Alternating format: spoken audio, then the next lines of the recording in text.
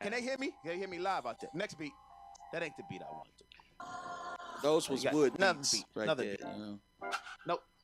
Give me another beat. Give me another beat. Nope. That's not it. That's the beat. Turn it up. Oh, word. Turn it up. I gotta hear it a little louder. Can you make it louder than my headphones?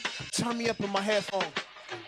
I'm still stuck in the 80s/90s. Lottos, kangaroo boots, natty ghosts, Velas, jumpsuits and troops, Junos, color Levi's, Bugs Bunny sweaters with the rhinestone ring on it. Fighting and making up the next day. Nobody getting shot. Working a hustling to get it, a get got. We had love for the streets, our family, our foes, our friends. Respect for the elderly. Pager/payphone, sneaking into Adams Theater. Watching Crush grooving tougher than leather. Hopping gates out the college port to bank out, cause you don't wanna get caught at mom's crib or at Von's crib. Eating funny dinner with the fam. Church every Sunday, 8 o'clock a.m. And even if I fell asleep in the back row or played sick, no matter what, man, I still had to go. 80s, baby. He's a DJ, I'm the rapper. He's a DJ, I'm the rapper. 80s, baby. He's a DJ, I'm the rapper. Good evening, ladies and gentlemen. Welcome to webisode number 102 of the X-Cast. It's day 5456 in the search for famed NHL All-Star Timmy Shovelday. I'm your host, Josh Houslander. With me, as always, epic contributor and podcaster extraordinaire Adam Hernandez, and also special guest with us tonight, blast from the past, Aaron Eggemeyer, back on the Empire Media for the first time in quite some time. May it rain longer. How you doing, Aaron? I'm doing great, yeah. I know with everything kind of coming up, I've been listening to you guys as this whole wonderful experiment in democracy unfolds, and I just had to come in and get you guys face to face.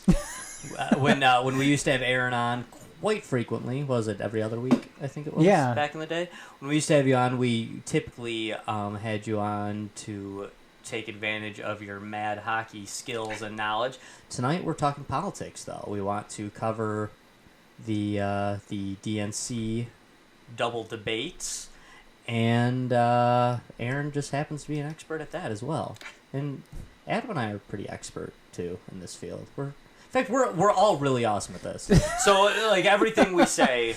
Yeah, if you haven't listened before, we are so awesome at this. You should, we're especially good at predicting elections. We're like 0 for 100, I think, and pretty much everything we've tried to predict. You know what though? I went through my record as far as elections go, and I think I'm 500. Really? Yeah. I got off to a good start in my late teens, early 20s with my voting record, and it's taken a huge dive. I mean, I'm like the Carmelo Anthony of voting. Like it looked so good, but it wasn't though. Just like you're still hanging around, still show up at the polls every time. But I can't think of the last person I voted for that won. It's been a long time. Yeah, I mean for me it was Barack Obama. Yeah. I think it was George W. Bush. Was it? For me, actually. Yeah. Man. Who at the time I was like, oh god, I'm voting for George W. Bush again. Now I'm like, man, I'd take George W. Bush back right now. Take Dick Cheney back. Yeah, in a heartbeat, man. Oh my god, love those days. Those like the good old days. Come on though, that was boring politics though, right? I mean, we've got fun politics now. Yeah. I'm just kidding. Tanks rolling down Pennsylvania Avenue. Yeah. Yeah. So it's. I don't know that we can cover each candidate. Well, I guess we should probably try. But we had 2 debates, 2 nights in a row. I liked how they did that. Just kind of lined them up. It was the Democrats, so they actually showed them on real TV for people like me that don't have cable. So I could watch it. When it's the Republicans, it's like, you can watch this on Fox or Internet Fox. Pick one. I'm guessing you watched on Telemundo then? Yeah. No, we're watching it on YouTube, streaming live, or somewhere on Facebook Live, somebody pirating it. But no, this one, it was, on prime time, 9 p.m. on NBC. They did it 2 nights in a row, 10 candidates each night, 20 candidates. I do find it funny that last time, in 2016, the Republicans ran way too many candidates. It was an absolute mockery. And we got to hear Democrats make fun of them like crazy the entire time. Like, oh, geez, how many guys are going to run this time? Oh, can you really get over 20? Really? They're just going to keep coming. And now it's like 2020 rolls around. It's like, hey, Republicans, hold my beer. And you know what? Oh, you had 22? Oh, hang on. We're just going to... Just getting started. Yeah. Yeah. I mean, you could very well have more Democratic candidates jump into the race here. Absolutely. I mean, it's still early. I mean, you still can. I mean, it's. You could have there. I mean, not that person would win or anything like that, Well, or even. You know what though? There are some people out there who, if they decided to throw their hat in the ring tomorrow or next week or next month, would become instant top tier candidates or front runners. The main ones I would say off the top of my head. I know you're gonna hate this, but Hillary Clinton. Ugh. I know everybody claims to hate her, but she she'll jump right to the top. The other two, Oprah Winfrey and Michelle Obama. Those two throw their hat in the ring, boom, you got. I was thinking Michelle Obama too. You know, they're you got instant front runners there. My opinion, the only two people on planet Earth, the only two Democrats on planet Earth who would maybe unseat Trump are those two, are Oprah Winfrey or Michelle Obama. But I don't think they're going to run. I don't. They might. I could be wrong. I don't think they're going to run because I don't think they want to run against an incumbent. I think they want to run. I think they want to win. And they want to do it. So I think they're going to wait 4 years. Well, Oprah would be running against her spiritual advisor, and. Oh my God! I don't what if she does want to be president someday? She better keep the whole "that broad is my spiritual advisor" to herself. Okay, well, she you know better what? Keep that under wraps. Okay. Before Marianne Williamson was going to come up at some point in this debate. Okay, so yeah, she's a little bit out there at times, but I guess you know what? Okay, well then maybe she can run the HUD then because a cracked out, politician is currently running that right now who has absolutely no idea what the fuck he's doing. So I guess she can run the HUD whenever, a Democrat takes over the White House. Totally. And I mean, the thing with Marianne Williamson, okay, I know that people think I'm old-fashioned and, like, super boring when I say stuff like this, but... Man, whatever happened to the good old days when we had that little thing called presidential timber? Since when does, like, I'm an author who's friends with Oprah make you presidential timber? Since when does that get you, like, in a presidential debate? She did run for an independent Congress seat. There you go. She didn't win. Heavy sigh. I'm all for creating the Department of Peace or whatever she wanted if she'll drop out. She said that she wants to start the Yeah. Department of Peace. Yeah. Hey, Can she run the Peace Corps? I think that was a thing already, isn't it?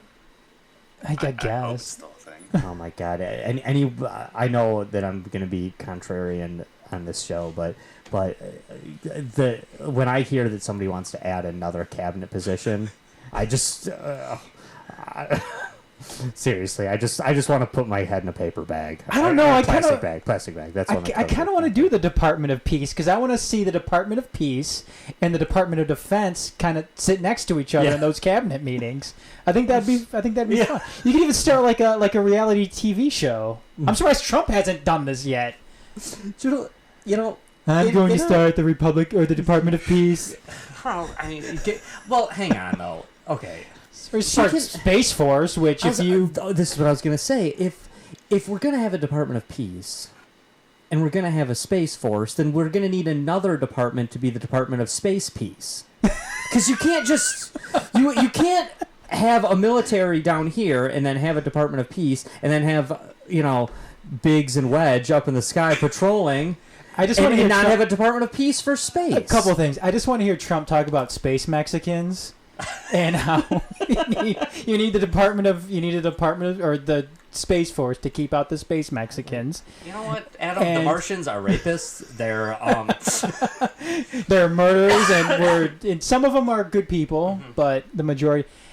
But I mean, out of all of us here, we're all nerds sitting at this table. Yeah, come on, Space Force would be awesome, right? I'm down. I mean, as long as we get as long as they start developing like galactic cruisers and shit like that, right? I mean, I need a Space Force yesterday so I can join and then drop out and know how to fly a spaceship, Han Solo style. I mean, that's what I want to do. Yeah, I want to be taught how to fly a spaceship. and then you go to like some weird planet and you hook up with some big like we become best dog friends. Yeah. Yeah, I'm not a huge Trekkie, but if we're gonna go like Space Force style, that's what I would want more. I'd want more Star the Trek. Trek? I'd want more the Trek like philosophy of it than the Star Wars. Get out. Get out. I'm more of a Star Wars fan. Well, okay, what it I would like be that though, Federation idea because of like it's exploration. because it's government running it. Star Trek would be what's on the pamphlets. Star Wars is what it would be. I'm okay with that. It would be they would sell it as It would definitely be smuggling and scientists and like in cool outfits, and it'd be guys in white armor with lousy guns. Stormtroopers. Yeah. That's what it Okay, would be. we are less than 15 minutes into this episode and it's been derailed. And we've mentioned one of the candidates of the 20 on the stage, and it was arguably the most irrelevant of the 20. And Marianne Williamson is the only candidate we have discussed. Okay, let's get back on track here. Okay, let's. So Marianne Williamson in the Space Force. Millennium Falcons. Okay, so big front runner in this. Okay, one more thing I want to throw out there. The Democrats claim, I know, I got my tinfoil hat on. The Democrats claim, unlike the Republicans, who the Republicans did, like, okay, there's the A-team debate, and then we're going to put the B-team debate on the first night, and then there's the A-team debate, we'll put that on the next night. And then it was like, oh, why am I watching this first one?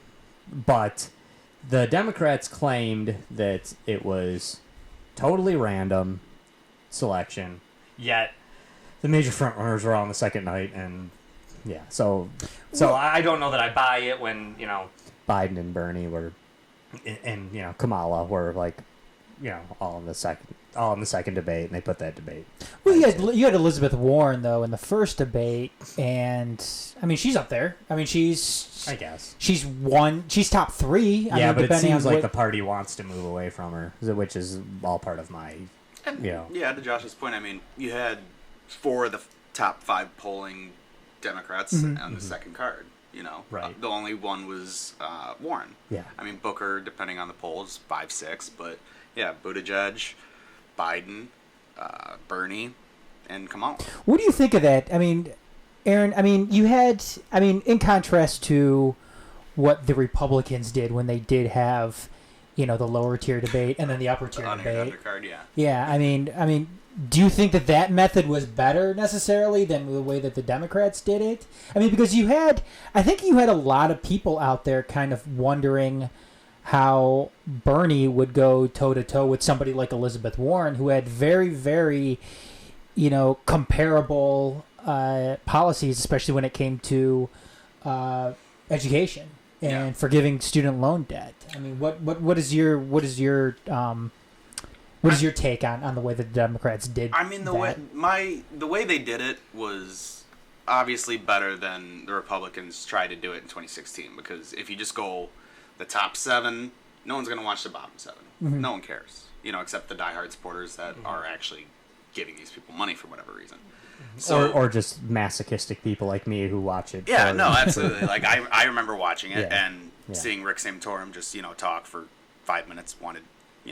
I thought about suicide, but I mean, if anything, if they're gonna try and get all of these 20 people involved, you just got to go all in on it. Instead of having a 2-day 10 people, make it a 3-night where it's 7 people on the stage each. I mean, and then you can actually get some diversity in it, and then keep that momentum going. So next time you're not going to have the same people on the same stage. Mm-hmm. So like next time it should be Biden, Warren, Booker, Buttigieg instead of the same people they were talking to before. And that's a good point, Aaron, too. Just because I mean, the longer that you go in this, especially once we come around to November, I mean, you're not going to have all of these candidates in. I mean, you look at the lower tier of this, whether you're talking about Kirsten Gillibrand or Tulsi Gabbard or Eric Swalwell. I mean, they're probably not going to necessarily have the money to continue their campaigns that long. So they're going to be out of the race. So eventually you're going to contract everything. You're going to have less candidates, obviously, and you're going to have, less debates. But I do like the idea of stretching it out even more.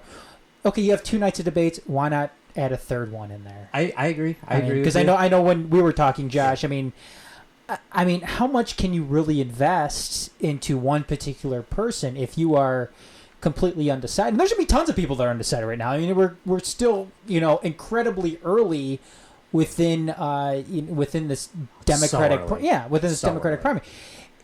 Nobody is going to decide, or I'm sure there's still going to be plenty of people out there that haven't decided who they want to go with yet. And you really can't get any good idea based off of a debate when you have, 10 candidates a night.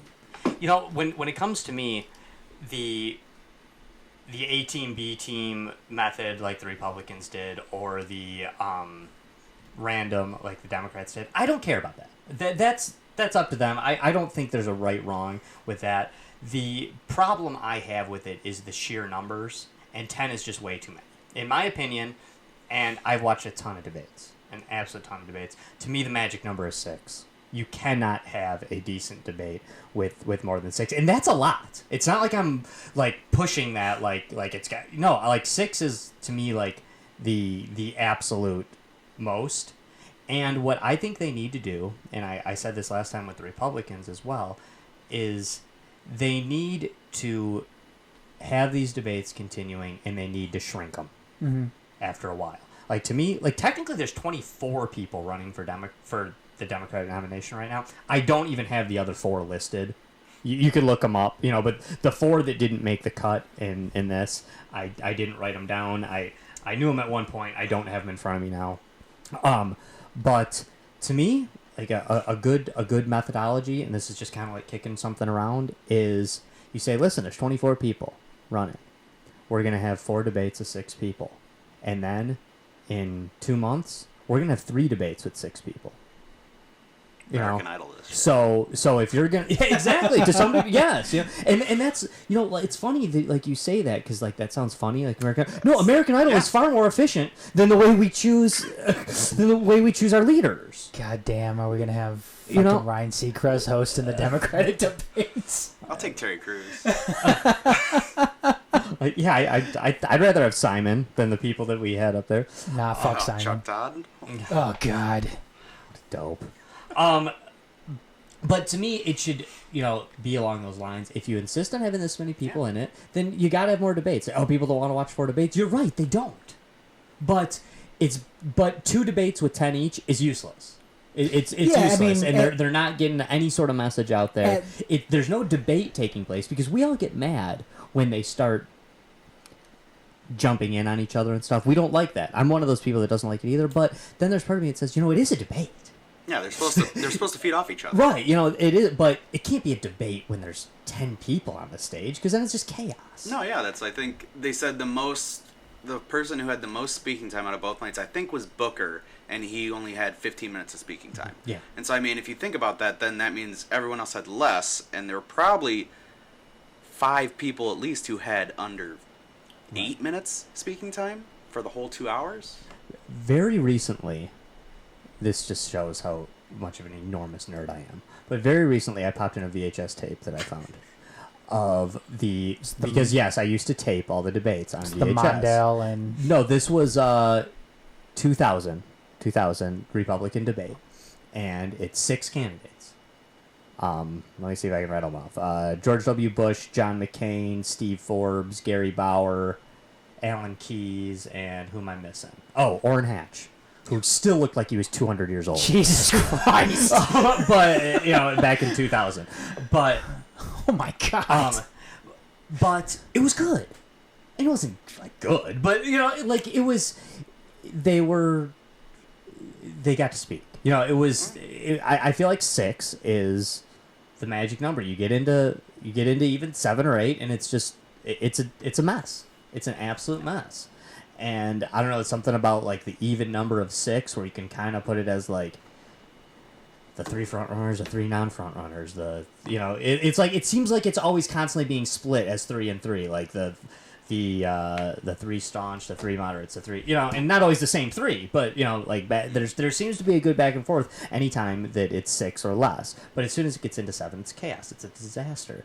So to me, I like the idea that you let them have it, but then you say, hey, come on, though, guys. For the sake of the country, for the sake of the party, for the sake of the idea, we got to narrow it down. So, do something, get your numbers up, get your money up, and then, or you're not going to make the next cut. I'd even love to see even further than that, like with MSNBC and NBC, being so involved in creating this first one.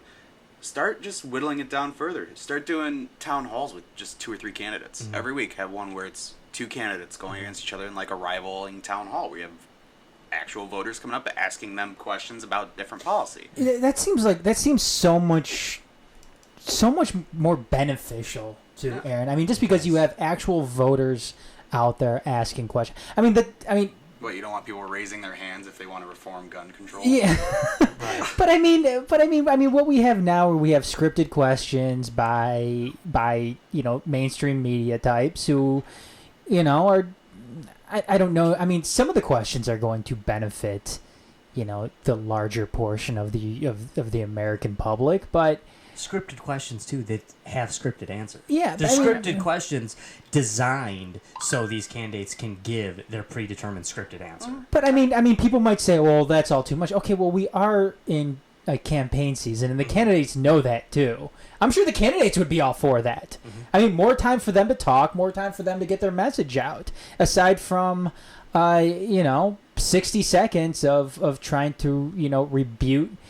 Or rebut somebody's, attack on you. I mean, it just, I don't know. Do you know what went down last time? Now, of course, it didn't matter, and at the end of the day, it turned into the Trump vote and the non-Trump vote, and the non-Trump vote was split between, somewhere in the teens, and the Trump vote was split between Donald Trump, which is, a huge part of why he ended up getting the candidacy, in my opinion, last time. But now I'm about to say a name. I don't want to trigger you guys, but I'm about to say a name of somebody that I'm sure you loathe. But last time, when the absolute garbage debates were going on with the Republican Party, and I'm hoping somebody does this time. I'm interested to see who that trigger word is. No, it's Sean Hannity. Okay. Did I want to say a good hour long, devoted an entire show of his. Did an hour long interview Donald Trump? with yes, but with each candidate, every single one of them. All 20 of them, or whatever. And honestly, those were far more informative. Oh, full hour-long interviews with every candidate. with just that. Those were far more informative and far better than any of the garbage in the debates. And as much as you guys know that I want to just rip the Democrats apart after those last debates, they were at least... they were at least more civil than the last Republican debates with Donald Trump in them. Nobody was comparing dick size. Lest we forget, that happened last, in the... Oh, the Republican debates last cycle were awful. Right. Donald Trump and Marco Rubio were comparing dick size while they were running for president of the United States. It was fun seeing... The question Trump was never answered, by the way, either. Right? It was fun seeing Trump call Cruz the Zodiac Killer, though. Right. That was pretty entertaining. Yeah, the man that inevitably won that nomination and is our president right now accused Ted Cruz's dad of killing Kennedy. We all know the driver killed Kennedy. It's what the hell? Ted Cruz's dad wasn't driving a limo? Can Ted Cruz's dad even drive? I don't know that Ted Cruz's dad even had a license. Yeah, that's what I'm thinking. God, he has square wheels and they have one road in Canada, according to South Park. Who would trust a Canadian to drive their car? That's the most ludicrous idea about it. Okay, let's try to jump in and cover some of these dudes. Joe Biden is most would say is the front runner at this point, right now. Depending on which poll you look at right now. Right. Not leading in every poll, but I think most people would say that Joe Biden is the unofficial front runner right now. He was and I'll try to say this for you guys as we govern, but former VP, former senator from Delaware, 76 years old, was in debate number 2. Joe Biden was, a lot of people said from the left, didn't seem to think he had a good debate. I thought he did fine. I actually did. And keep in mind, I'm really trying to just be very scientific about this and go over them. I will admit that there isn't a person on either one of those stages either night that I will vote for. There isn't. There were several of them that I hate with a loathing passion, and some of them that I think like, oh, he doesn't seem that crazy, or she. You've doesn't thrown seem around that the crazy. idea of voting for Joe Biden in the past, though. In the past, I have, but at this point, with the current incarnation of the Democratic Party, I can't bring myself to vote for any person with a D next to their name for president, at least. That's just me. I've also decided that I will not vote for Donald Trump. So right now, unless something drastic happens, I will be once again throwing my vote away on a third party candidate gladly. I like it. I don't actually view it as throwing my vote away. Sometimes I even like it. I find that a little interesting just because, like, with all the talk of how far left the Dems are going, especially kind of with this field, I mean, you see guys like Biden or any of those guys who are the congressmen, or like even like like a Mike Gravel or John Hickenlooper type, or the other senator from Colorado, Bennett. Like they're arguably trying to push the field back more towards the center. For sure. Like, you wouldn't ever consider even voting for one of them? Potentially. Okay. Potentially, I doubt it. Sure. But potentially, Mike Gravel, he's one that didn't make the cut. Yeah. I like him. I've liked him for a long time. From Alaska, right? Yeah. He hasn't been in office for like 20 years. Mike Gravel, though, I mean, well, he's not. I mean, yet technically he is running, but He's the troll candidate. he knows he knows he's not. I mean, I listened to a podcast that he was on, and he's a fascinating, Absolutely. fascinating guy. He's actually thrown his support towards Bernie and Tulsi Gabbard. Mm-hmm. But yeah, he's always out there, criticizing a lot of the top tier candidates, not named Bernie Sanders, but criticizing Joe Biden and Kamala Harris. I'm a big Mike Gravel fan. But actually. I would say he's definitely, I think he's more left than anything else. For sure. Reminds me of Dennis Kucinich. Back when I Dennis Kucinich used to run. would love to see him on, just because, like I was saying, this podcast. He's been blacklisted though. This podcast that I heard him on, I mean, he was talking about how all of his younger, like, kind of campaign staffers are getting him to do all this all this stuff that he just, like, all this social media stuff that he has no idea what it's all about. They're like, oh yeah, you should be doing this. He's like, okay, you guys do what you need to do, because I don't know what the hell you guys are talking about when you're doing the social media stuff. Actually, Aaron, part of my reasoning for saying that about I won't vote for somebody with a D next to their name is because of the Democratic Party actively removing guys like Mike Gravel, guys like Dennis Kucinich, somebody who used to offer a slightly different viewpoint of the party, and they've been blacklisted. Oh, I mean, where you the can argue Republicans have done that as well. They have, but Justin Amash is still a congressman. For how long? We'll see. Yeah. But No, I agree. as of right now, July 2nd, 2019, Yeah. Rand Paul is still a senator. Justin Amash is still a congressman, and they haven't pushed them out of the party yet. They still allow them to exist in the party, but the Democrats won't even allow those guys to exist. No, in the but party, I mean, basically. it's in all fairness, though, too, Josh. I mean, Republicans, this isn't their time right now. I mean, their time really right now isn't. It's not in the spotlight. They're not going to have to answer for Donald Trump just yet. Mm-hmm. I mean, once that cycle comes around, then it's going to be, We'll see. they're going to be put in the spotlight. They're going to be, they're going to be put to test on the way that they've, some of them have gone about, supporting Trump and so on and so forth. I mean, Justin Amash isn't going to have to do it. I mean, Justin Amash may have his own problems here.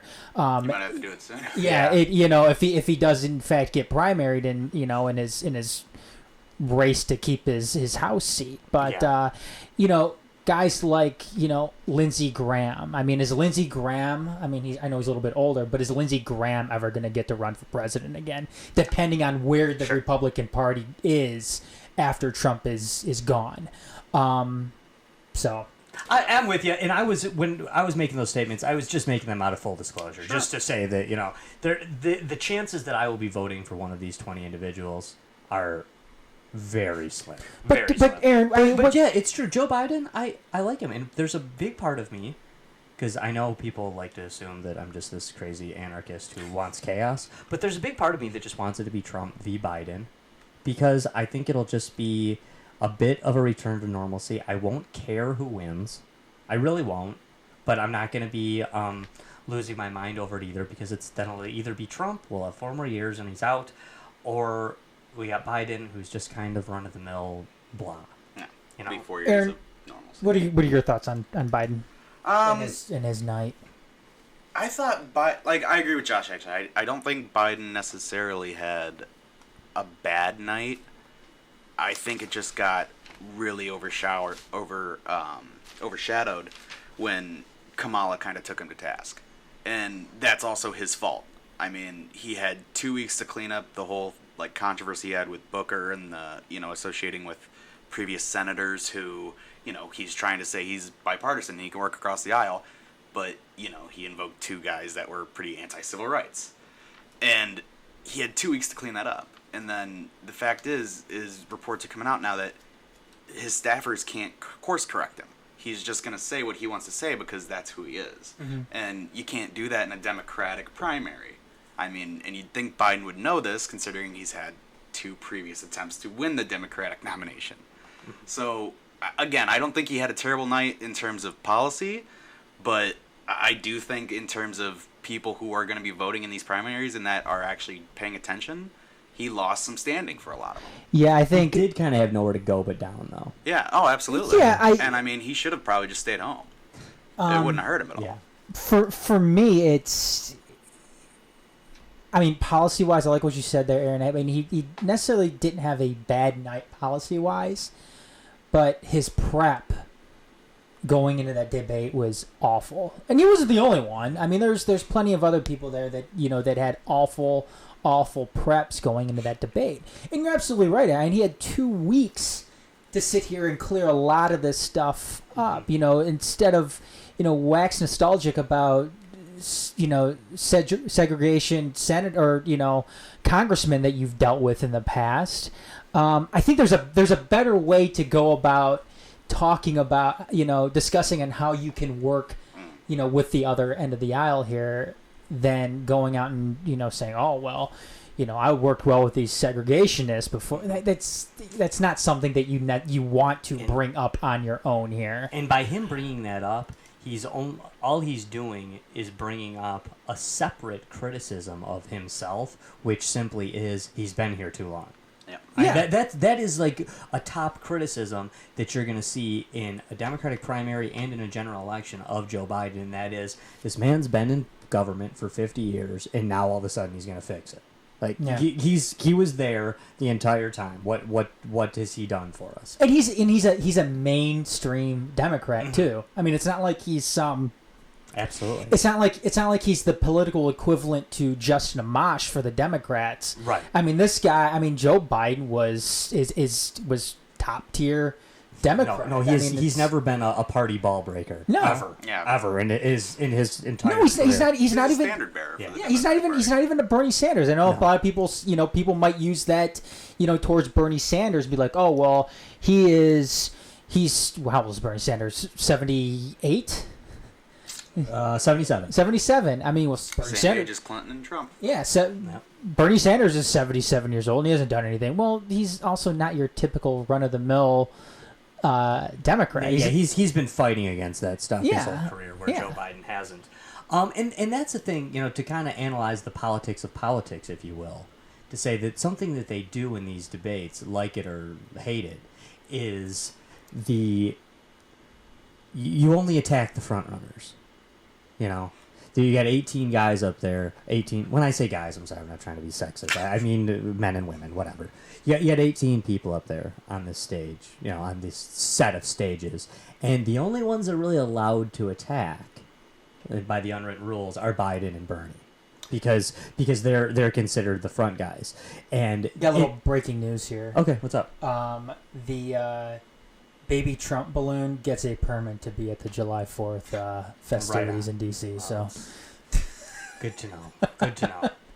Sorry to break in with that. No, it's okay. But and I can't stand that. So then when Kamala Harris says something ludicrous, they don't jump on her because no, we're just here to attack Biden and Bernie. And then Biden and Bernie, because they don't want to appear that they're fighting downwards, will only attack Donald Trump because they're trying to maintain their position as as front runners. And I don't disagree with you. It was interesting though in that first night.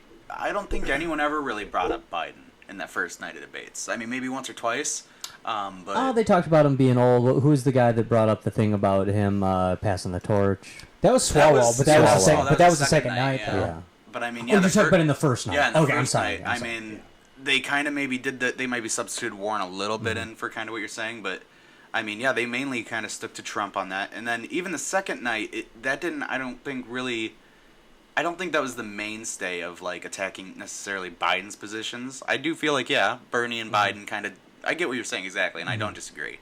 And that's where almost the moderators, I think, were a better choice rather than like we were talking about some alternatives they could do, because then you're actually getting questions more on policy, and obviously you get people jumping in or saying, "Oh, well, I want to respond to that question and what he said," But so I get what you're saying. It didn't feel like Biden necessarily was under attack so much outside of, I think, maybe the Harris thing and the Swalwell thing, and then maybe one or two other times.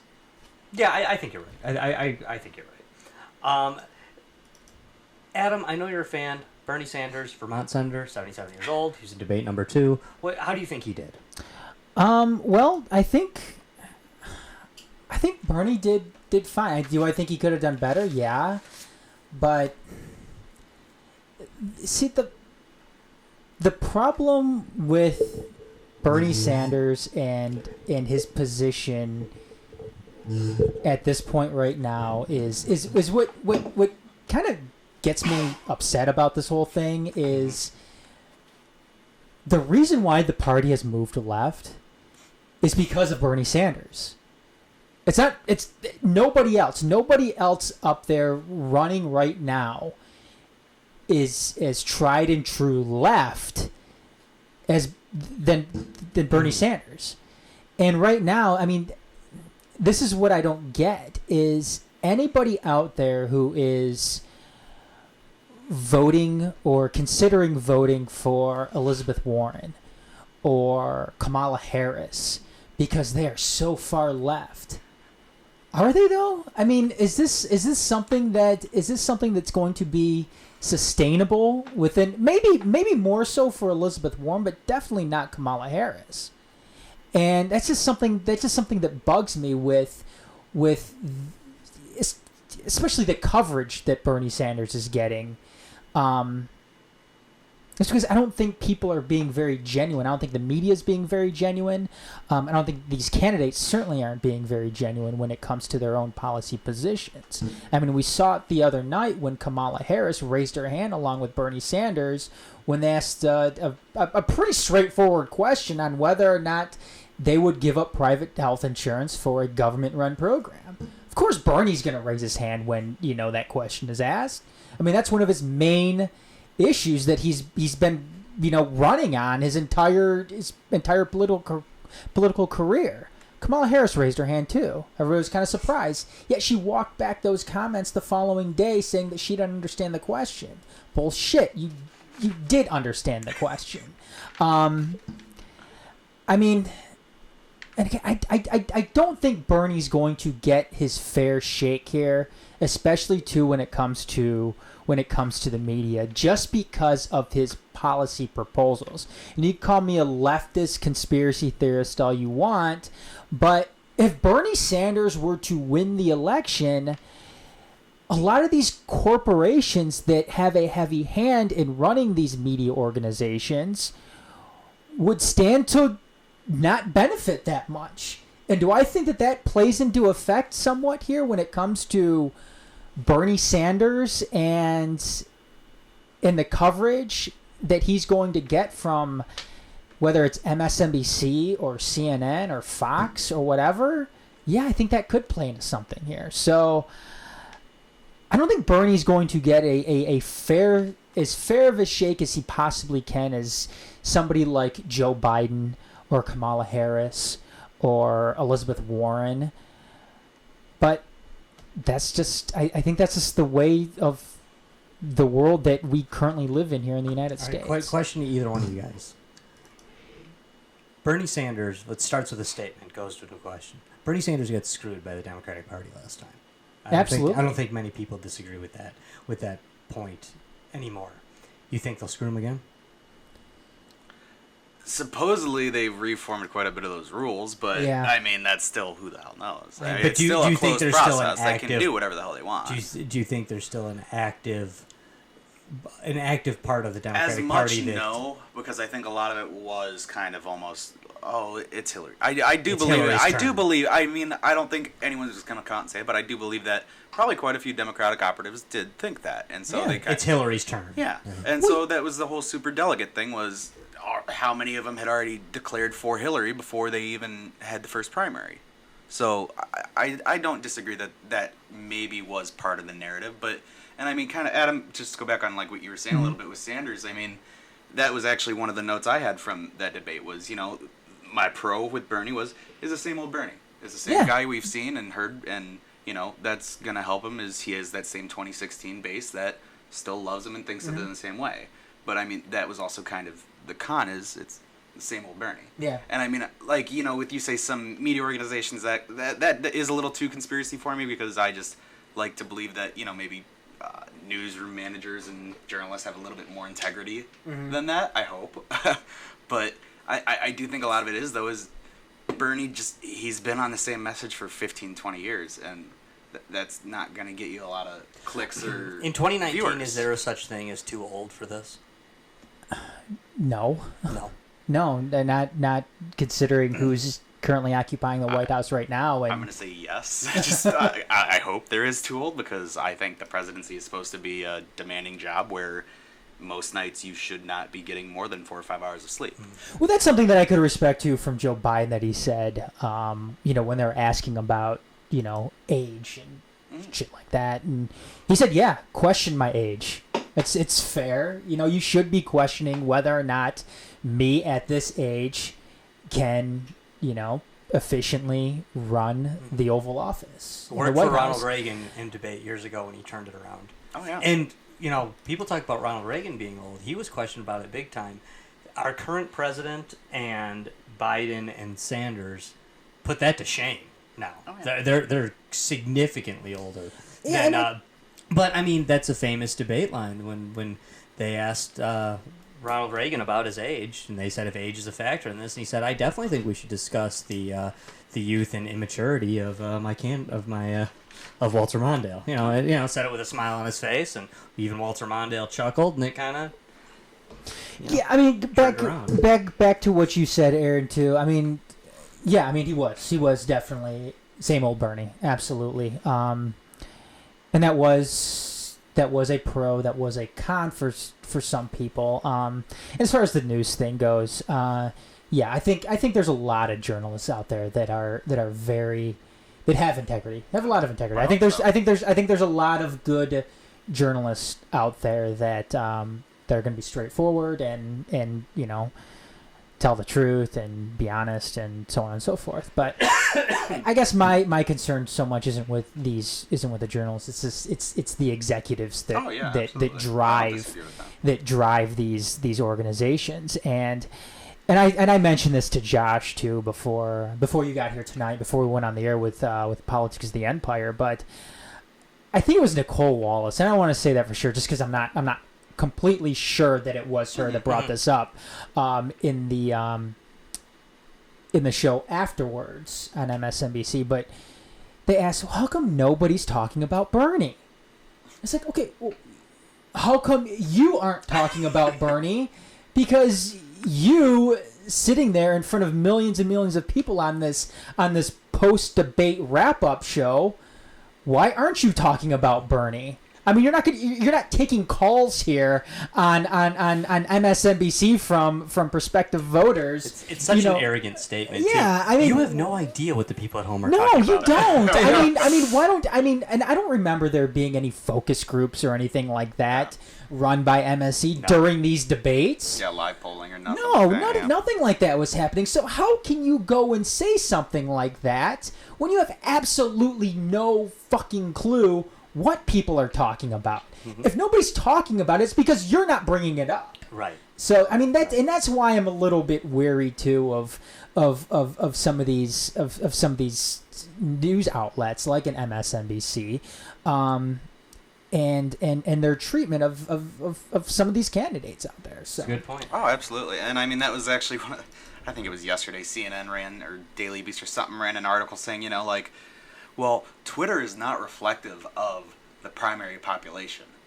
Really? So what the people on Twitter are polling and saying about these candidates in the no shit. It's obvious that you're not going to have the general population agreeing with the shitheads on Twitter. Yeah. Yeah. Adam, to wrap up two separate things. One, just this is another person who I think you've said you kind of like in the past, and also the last one who is also in their 70s, right at 70, is Elizabeth Warren. Massachusetts senator. She was in the first debate, probably the top person in the first debate. How do you think she did? I think she did well for herself. Look, like I said, I have my own, personal critiques when it comes to Elizabeth Warren, and it mainly goes in line with where I personally stand politically. I mean, she did fine. She definitely didn't do anything to hurt herself.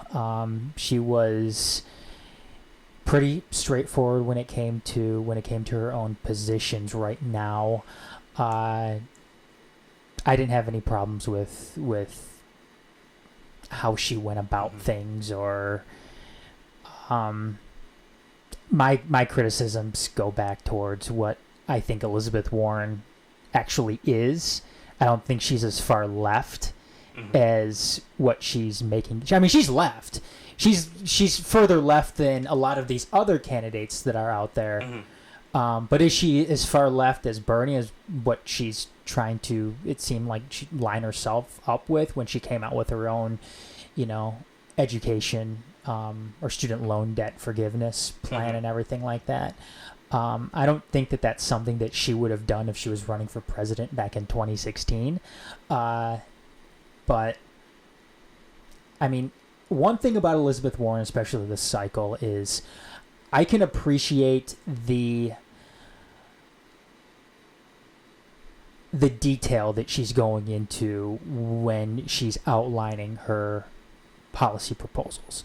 And I think that is something that a lot of people can get on board with, just because they know exactly what she's talking about and exactly how she's going to go about, implementing some of these ideas that she's had. And that's something that I could definitely, like I said, appreciate, just because you have so many other candidates up there right now who have, zero proposals, zero idea on how they're actually going to do anything, like Beto up there, who just seems like a deer caught in the headlights right now when it comes to... I was going to bring him up next. Yeah, when it comes to everything, who in some sense, too, Pete Buttigieg, who, has seen his own fair share of criticism, too, when it comes to his own policy proposals or lack thereof. But that's something that I could definitely, appreciate about Elizabeth Warren, or, her detail when it comes to her policy. You guys may or may not agree with this. To me, Elizabeth Warren, I thought she made her points pretty well in this debate. To me, the way she carried herself, I didn't think was very good. She seemed overwhelmed in that debate. Not Marianne Williamson overwhelmed, but overwhelmed nonetheless. And I don't think she carried herself great, but she made her points fine. I mean, I don't think she did anything to hurt herself necessarily, but I think she needed to be, again, going off the assumption that it truly was chosen randomly, I think she needed to be the big dog on that stage, and I don't think she was. I think she was. Do you? I definitely think she was. Aaron, I don't know if you agree with that or not, but I think that I don't think she hurt herself. I definitely think she needed someone to oppose her more. Whenever I see Warren in like a speaking role, she's way better at engaging with an audience when she's able to be bouncing off someone or by herself. I think Elizabeth Warren, and you just kind of alluded to it there a second ago, I think Elizabeth Warren would do extremely well in a town hall. I'd love to see her and Biden go one-on-one. I would love to. I mean, that'd be, I think, I want to. the most watched debate. No, I'd love to see any even of more them. so than a town hall. I'd like just a pure just Lincoln Douglas, 2-on-2 with a couple of these. I want candidates to. Yeah, would be much more informative. I want to see her and Bernie. I want to see her and Bernie go head to head town hall, because arguably right now those are probably the two most progressive or left candidates that we have right now. And again, we've alluded to it already, but it's a shame that it's still not impossible. It could be done, but it's a shame that both the major parties insist on flooding the elections with candidates now. You Well, know? and yeah, I it think- makes it a lot more difficult to do something like that. Yeah, I think the DNC really regrets making those rules back in, like, what was it, February or March or something, before 15 of these people announced. Sure. And, yeah, if they probably had their way now, it probably would have been much stricter. Even though I think for the upcoming ones now here in Detroit at the end of the month, I think it's the same format. Yeah, the same format and the same rules. I don't think they're changing it to make it more stricter. You have to have so and so more FEC donations or anything. So Well, I'm taking this time to announce right now that I will be running for president. I will be at the next. Good, yeah, I will good. be at the next debate. So Okay, Beto O'Rourke. Is yesterday too soon to ask him to please drop out of this race? I mean, I just there's two guys in here that if you guys want to jump, I'm not actually even talking about their politics per se, but Beto O'Rourke, who's the other Texas guy? Castro. Julian Castro. Yeah, Julian Castro. Are they the only two Texas guys?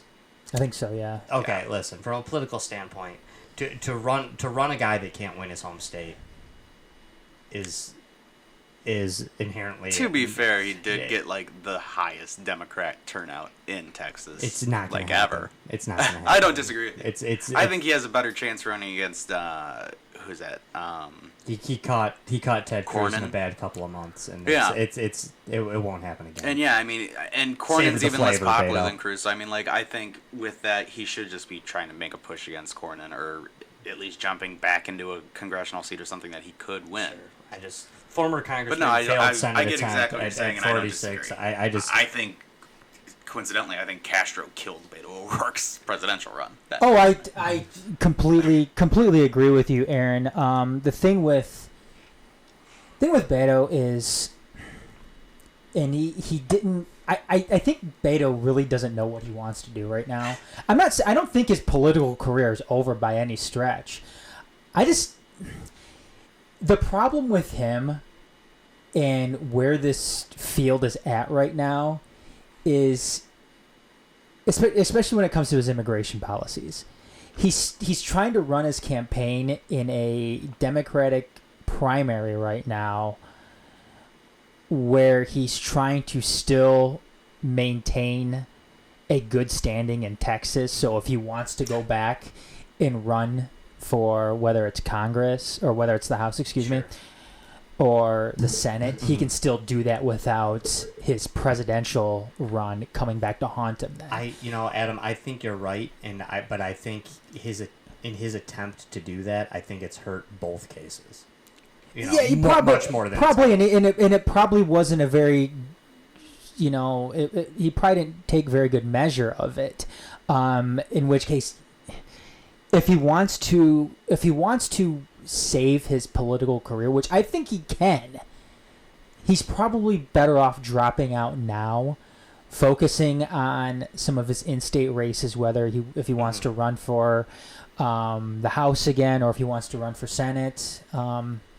That's probably what he should do. I mean, hell, he's young enough where if he wants to go and make a presidential run again, then he could definitely do that later on down the And line. I take issue with the idea. I mean, part of this goes to Donald Trump in some instance too.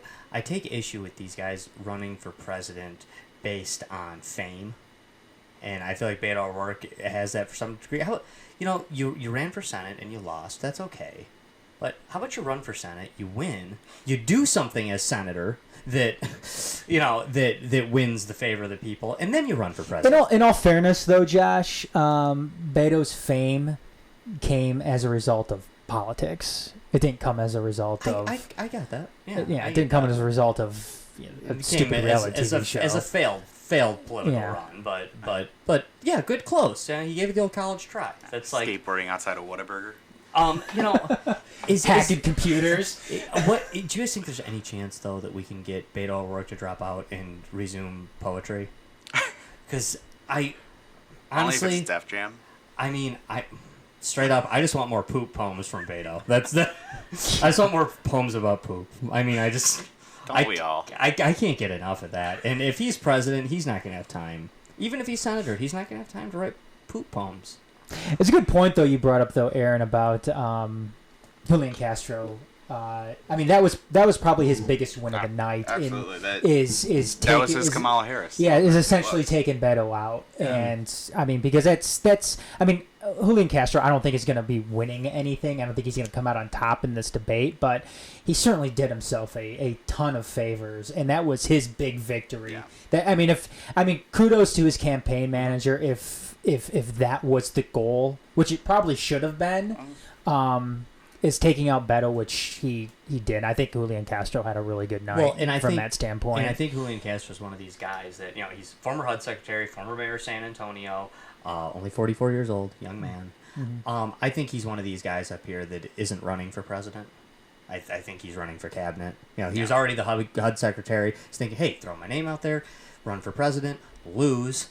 Next Democratic president, I was HUD secretary before. I'll be something better next time. Yeah, a lot of these guys are doing that, and they don't need to necessarily win. Again, like you said, they're young enough where they can continue to gain more political notoriety, and then enter the race again later on. Another one that to me, this is kind of obvious, and maybe I'm making just bold assumptions, but Kirsten Gillibrand to me is running for vice president. I think a lot of people are. She is running for Bernie Sanders vice president specifically, I believe. I think she is trying to jump in with Bernie and think, okay, if I don't know for sure that Bernie is taking this nomination, but if he does, I'm on the short list for VP, and if I don't get VP, I get something else. I think that's a major thing that a lot of these people do.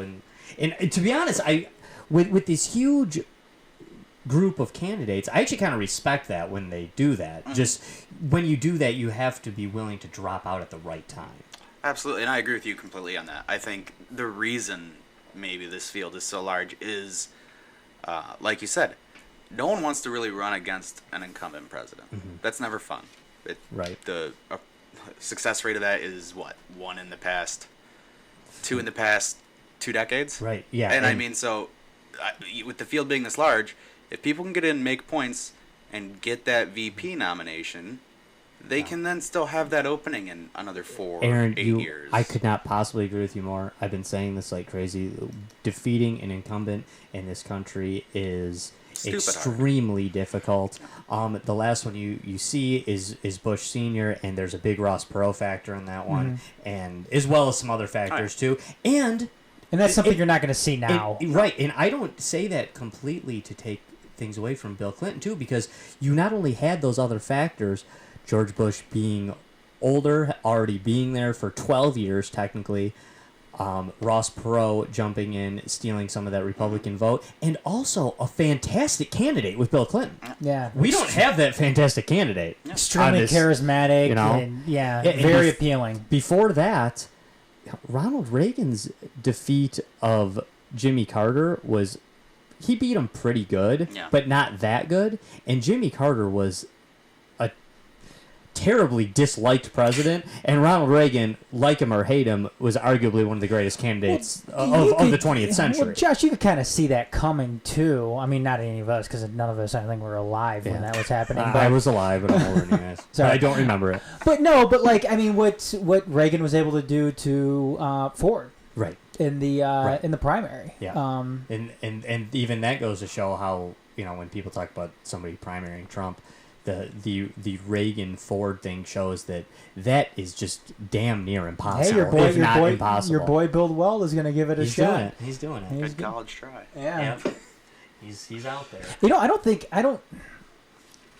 I don't know why Gillibrand is in this race right now, too. I think she's one of those people that need to drop out. I don't even think she's running for a vice presidency. What's strange about that, too, is that... I think Booker would probably be a better vice presidential candidate I think so, too. For Bernie than... Well, she seems to really be trying to ride Bernie's coattails right now, and I know she's much younger. She's only 52. She does have good presidential timber, senator of New York. There's a lot of people younger than... Oh, well, that's true. That's true. Like 95% of the nation. But the thing is, Kirsten Gillibrand would actually be a terrible VP for Bernie Sanders. Typically, And I don't think she's even got a shot in it. I mean, you typically... I mean, this is what I study, aside from the ideology of it. Like I said, just kind of like the politics of politics. You want to choose for your running mate someone who's kind of your opposite. Someone who compliments you on the opposite side. Yeah. Right. Somebody that brings in those people that just aren't quite sure they want to vote for you. They do want to vote for you because you're their party, but they don't quite want to go there. And also, you don't run two senators, you don't run two governors, you don't run two Easterners, you don't run two Westerners, you don't run two Northerners, you don't run two Southerners. So you got two senators, one from New York, one from Vermont, who have a very similar ideology. Terrible choice. I mean, it'd be a terrible choice. I mean, just politically speaking. No, and I agree with you, and I don't know how she's really even going to try to angle that with Tulsi Gabbard in the race. Right. I mean, I'm pretty sure Tulsi Gabbard's been angling for the VP nomination since 2016. Right. So. Well, she used to be on Bernie's campaign, too. Yeah. Right. And let's be honest, too. Gillibrand, could she have been more obnoxious? I mean, she won the obnoxious award, for sure. Somebody always does in every debate, and she was obnoxious as hell. Just talking over people and just... And that goes back to your points of numbers in the debate. Right. When you have 10 people on the stage, you can't be jumping on down people's throats. You can't be interrupting moderators to get your question in. Right. No, I've always said for years they need a kill switch on these debates when there's even when there's more than like 3 or 4. You need to be able to turn the mics off. And ironically, I thought Maddow was the best moderator. She didn't let the candidates talk over. She kept talking until they shut up. Whereas, Chuck Todd would go, okay. Yeah. And I mean, even same with Lester Holt, Savannah Guthrie. Yep. They gave the candidates free reign to walk over them. Right. And you can't do that. You're the moderator. You're in charge. Tim Ryan, actually, I heard an interview with him yesterday, and he actually echoed what I just said, or I guess he said it first, so I guess I echoed him.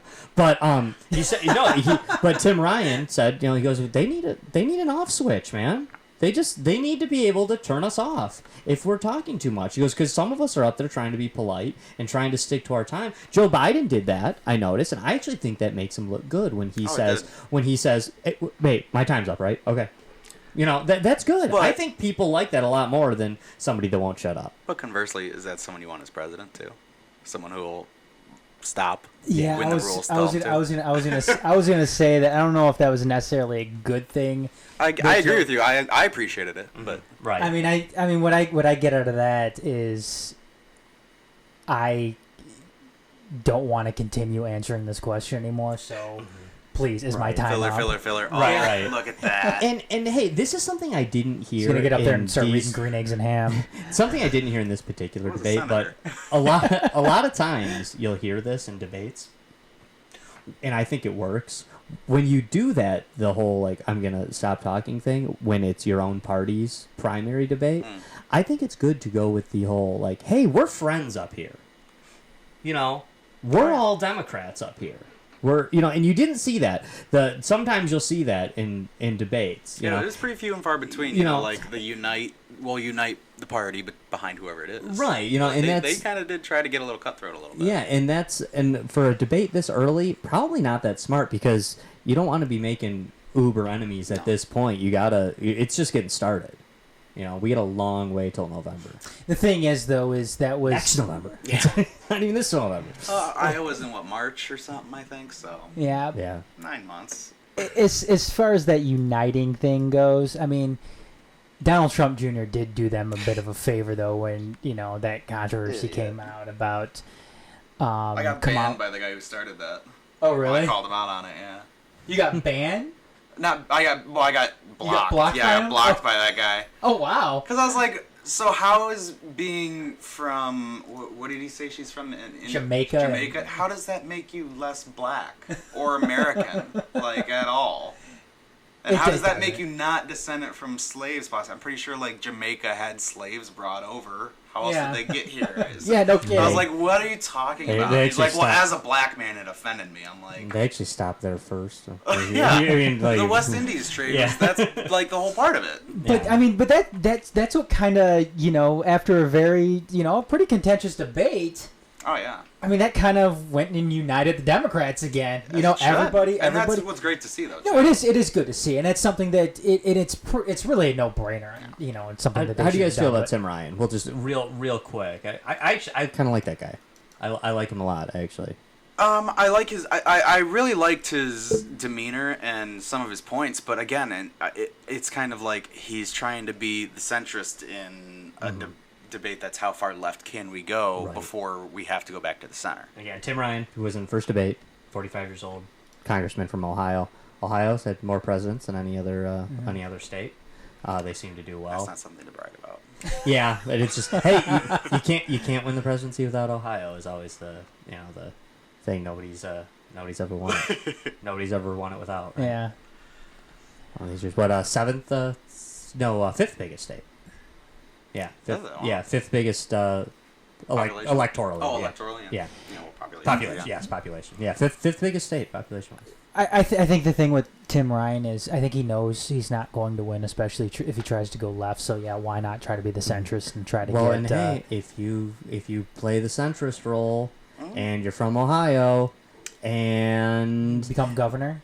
You become governor, but also you're a great VP timber. Yeah. If they end up running a guy who's who's pretty far left, then Tim Ryan's a great VP choice from be like the Ohio Tim Kaine selection for Hillary. Exactly. I was just gonna say the same thing, Adam. Same exact thing. You guys, do you know who I think did excellent in the debate? And this is a person that I cannot stand. That I just loathe. He basically stands for every single thing Bill de Blasio? Yes, Bill de Blasio. I thought he did great. He did. He picked his battles, and when he actually was talking, and it was, his responses, or he got a rebuttal, he came out and he swung hard, and he hit his pitches. So top three, in my opinion, to me, was Bill de Blasio wins the gold, silver and bronze, Tulsi Gabbard and Buttigieg. I think did really well. I think they did really well. Yeah, I think out of people whose stocks rose, I agree with you. But Bill de Blasio, mayor of New York City, 58 years old, in the first debate, a Hall of Fame statist. Not somebody that I will absolutely give props where props are due. I think he did well, and not a man that I'm a fan of at all. I don't think he did anything to hurt himself. I think with him though, he's a guy that is incredibly disliked within New York City. Yeah. So I don't think that there was anywhere to go but up if you are somebody like Bill de Blasio. Yeah, I was really just hoping that didn't Rudy Giuliani kill that idea dead that we can't have a New York mayor as president? I was really hoping that. Well, it hurt a lot. Back in 2006, he definitely did now. Yeah, I was really hoping he killed that idea dead. I haven't heard a lot about Rudy. Is he on ice right now? I don't know what's up. Probably got something on ice, that's for sure. That guy. Speaking of Hall of Fame statists, yeah. No thanks. No thanks on Mayor of New York. Be Mayor of New York. Do your New York thing. But for the rest of the country, no thank you. No thank you. Who's up next? Okay, we mentioned Tulsi Gabbard from Hawaii. I think it's cool that she's a major in the military. I think that bodes well for. Hey, that was her Chris Christie. I mean, I think everybody knows now that she served in the military. Right? Yeah. Oh yeah. It's like everybody knows that Chris Christie is a federal prosecutor. Right. So. Gotta remember that. Jeez. But that's what she did, though. I mean, she did. Every single all as a member of the military. It's like, Still okay, yeah, current member of the military. Yeah. Okay. Yeah. We know you're in the military, Tulsi. 38-year-old, congresswoman. Who served. Like I said, I have no problem saying that I believe there's a such thing as too old. I also think there's a such thing as too young, and I think that she's it. I do. It doesn't mean that I think it should be ruled out forever.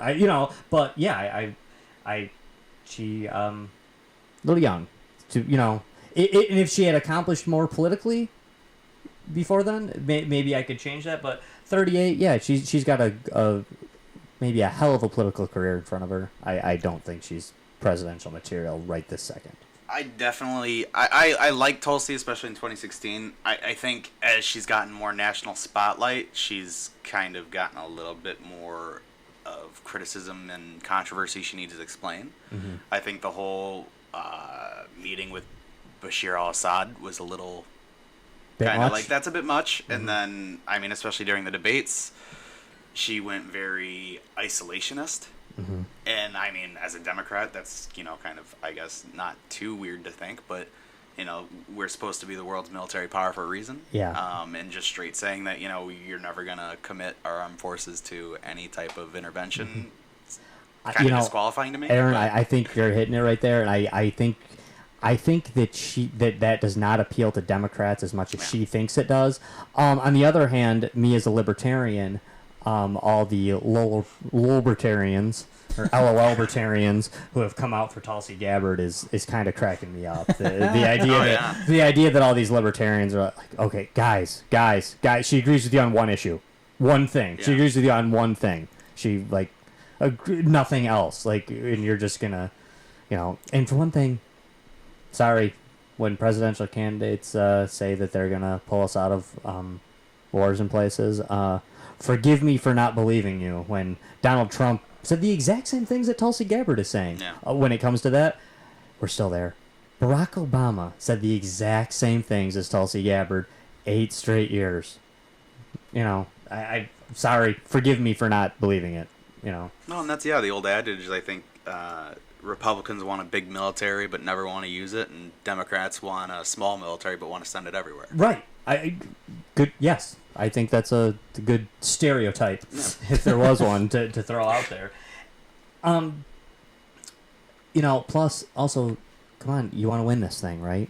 You want to win this thing. Do you? And Tulsi Gabbard, she's a congresswoman, very good one. She's done quite a bit from what it sounds like. But she gives you 4 electoral votes from Hawaii that are already guaranteed anyway. That's... She's definitely not going to be on the East Coast, though. Yeah. But I'm just trying to think about that from as a as a strategist. As a would-be political operative strategist. She's giving you 4 electoral votes that are a slam dunk anyway. I mean, see that goes back to the whole conspiracy theory though when it comes to the DNC and whether or not they're actually going to push any of these candidates because of where their base of operations is, and is the DNC going to get behind the Democratic Socialist thing with Bernie? Are they going to get behind the Hawaii thing with Tulsi Gabbard? Sure, probably not wholeheartedly as they would with somebody like, I know Kamala Harris is California, but she's. But then arguably, when's the last time California was in play, too? Yeah, exactly. Since what, Ronald Reagan? Yeah, Ronald Reagan's last Republican to take it. And that's an issue too with with a California Democrat or a New York Democrat is we got those states anyway. Yeah. Josh with this "we" stuff. I'm trying to speak. Is that a Freudian slip? No, it's not. I'm trying to speak as a political operative. Nothing more. No, that's why Ronald Reagan was such a great candidate. He was a Republican who could actually take California. That's why some people, for a minute, until he started talking, thought Rudy Giuliani was a good candidate because he was he was a Republican who could take New York. Until he started talking. Exactly, until he started talking. And same with George Pataki, same thing. He was actually a pretty well-liked governor of New York. Didn't he switch sides? He might have. Then he got into the Republican debates. We're like, oh, hey, this guy's good. He could run. Sides. And then he started talking, and it wasn't that anything changed in his ability to take New York. He just started talking, and the Republicans were like, crap, this guy's not a Republican. He just has an R next to his name. It's like, somebody vet this guy. It's like, you jerk, you can't just put an R in your name and come here and be a Democrat. That's not how it works. I mean, he was a Republican, but he wasn't. He's a New York Republican. Arnold Schwarzenegger kind of did the same thing to some degree. Yeah. California Republican. Yeah, he's not a Republican. He's a California Republican. In California, that's good. Or California. Yeah, I mean California. I mean, it's a weird makeup in this country. You know, there's more Republicans living in California than there is in Montana. There's more Republicans living in New York than there is in Montana. There's more Democrats living in Texas than there is in Rhode Island. But they don't win those states. You can't win. Yeah. You know, they're out there. They're voiceless, but they're there. Okay, you know, somebody we should definitely talk about. We mentioned him briefly, and we were just trying to throw everybody in here. But Pete Buttigieg, Mayor of South Bend, 37 years old, even younger than Tulsi Gabbard, in the second debate. He's the youngest one running. Yep, yeah. Him and Tulsi would both be the youngest president ever if they were to, win this thing. What do you guys think? I thought he did well. And again, he's a military guy. That does help. In the general election, being a military guy as a Democrat definitely helps. You know, that steals votes. Definitely steals votes. Yeah. And Midwesterners are going to potentially steal much-needed votes from Donald Trump as well. Pete Buttigieg just got that. Again, though, is Mayor of South Bend presidential timber. Nobody cares about that but me. I don't know, you know. I mean, it's at least executive experience. Like, I get what you're saying on terms of, like, scale and stakes, but, sure. I mean, it's actually, you are running an entire administration, at least. But something like the country in a microcosm. Yeah, and, I mean, for, Buttigieg, I mean, I'm a fan. I really do like him. I know Adam brought up kind of, like, one of his biggest criticisms, and that I kind of agree with absolutely, is he doesn't hit policy much. No. And, you can talk about, the BS controversy about the cop shooting someone in his city or whatever. That doesn't concern me. I mean, what I think really endears him to me is just his overall demeanor. Mm-hmm. Like, when he got that question on the debate stage about the shooting in his town, Swalwell went after him and he cut in on the question and the answer and said, well, why don't you fire your police chief? And, Buttigieg just calm as a stone, man. It didn't even faze him. And after kind of the last 3 or 4 years of just this circus we've had at all levels of government. Right. That is just really reassuring and something like, even with his age, like being breath a factor. Of fresh air. Yeah, that's just nice to see. That's presidential. Mm-hmm. And you're not seeing a lot of people do that anymore. I can agree with that. I think it certainly seems like he has the look and the demeanor when it comes to being presidential, and he's like almost like the complete opposite when it comes to that to a guy like Donald Trump, who absolutely does not look presidential in any sense of the term. But I mean, yeah, that's something that I think you're absolutely right about, Aaron. Is demeanor with Buttigieg is something that he has that nailed down. And I'm not as big of a critic when it comes to age, maybe as much as you are, Josh, when it comes to being too young. If you're 35, then you're 35, and I think that's fine. Do I think I can run for president? No, because I think I'd make a great president, but.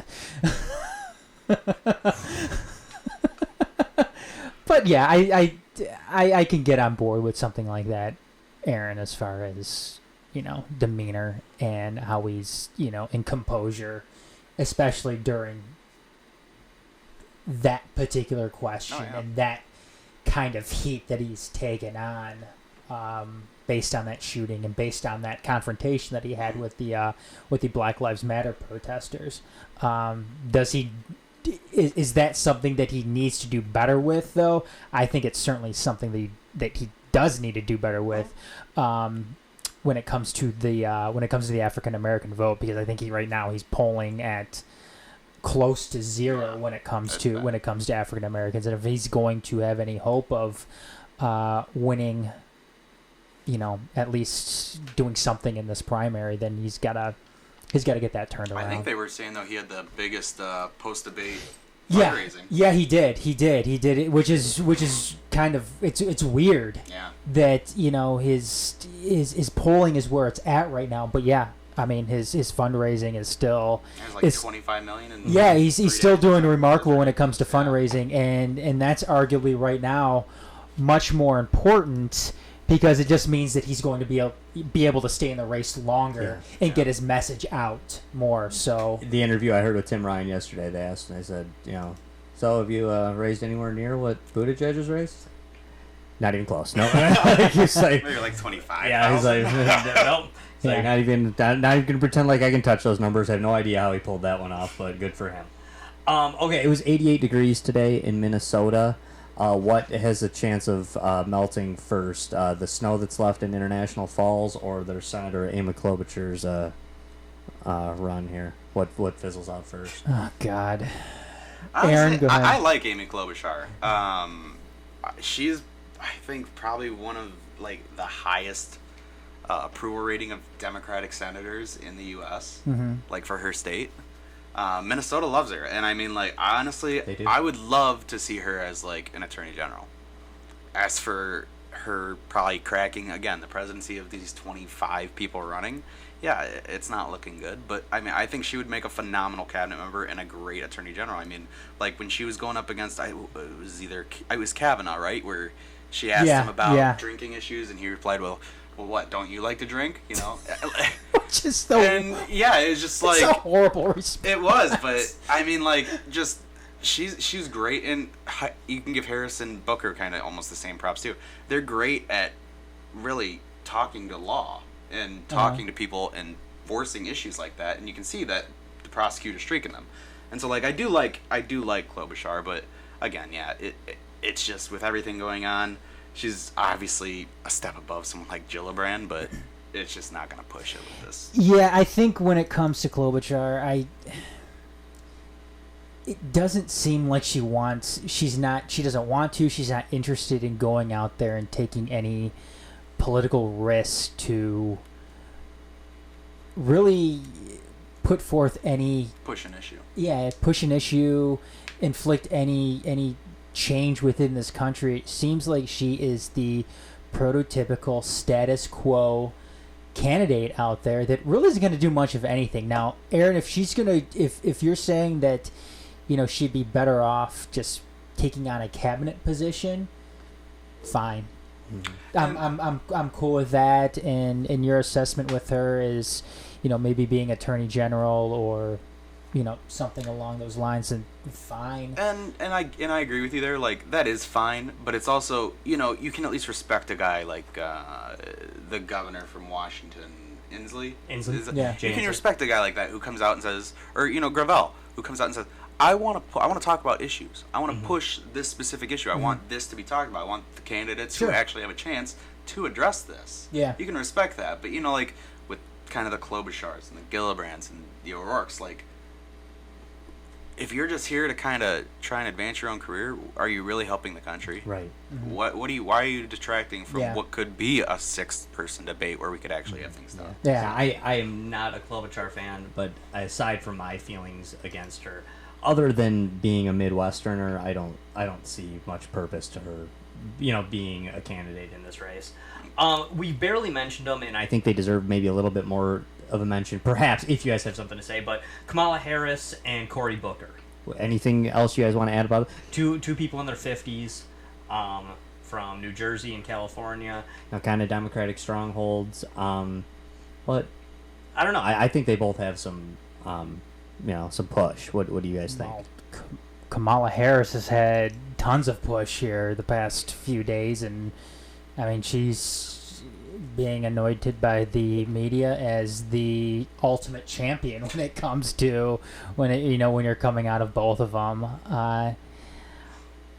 Kamala Harris, not a fan at all. I think that, and like I said earlier, I think that one of the biggest failures of this of night 2 was the candidates not coming harder when it came to her past history as a district attorney in San Francisco and then an attorney general in California. And I invite anybody out there to go and take a look at some of her record when it comes to stuff like this, as far as withholding information in cases that would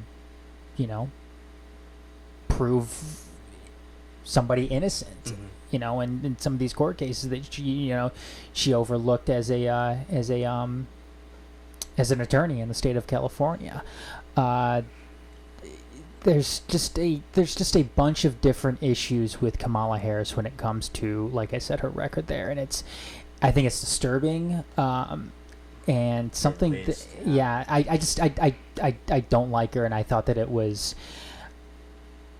a failure on the part of everybody going the second night to not address some of these issues with her, and I hope going forward that they start to hold her feet closer to the fire and answering to some of the stuff that is in her past. Yeah. As, Adam, you say you're not a fan of Kamala Harris. I'm not a fan of Cory Booker, but I like him about 600 times more than I like Kamala Harris. There's several candidates on these two stages that I don't like. There are several that I really dislike. Kamala Harris is the only one that scares the crap out of me, I'm not going to lie. Why? It just, I feel like she is, I feel like it's like voting for a corrupt police officer for president of the United States. I think I think she's one of the least genuine people up there, and I think that that whole thing with her raising her hand and talking about getting rid of private health insurance companies for government run ones is I thought that was, ironically enough, a perfect example of that. Just because, like I said, she knew what the question was. Mm-hmm. It was the same question that they asked the night prior, and nobody else is coming out saying that they misunderstood that question. Yet, she raised her hand, and afterwards she sat down or something with her campaign, and we're like, oh, that's not good. Why'd you do that? Mm-hmm.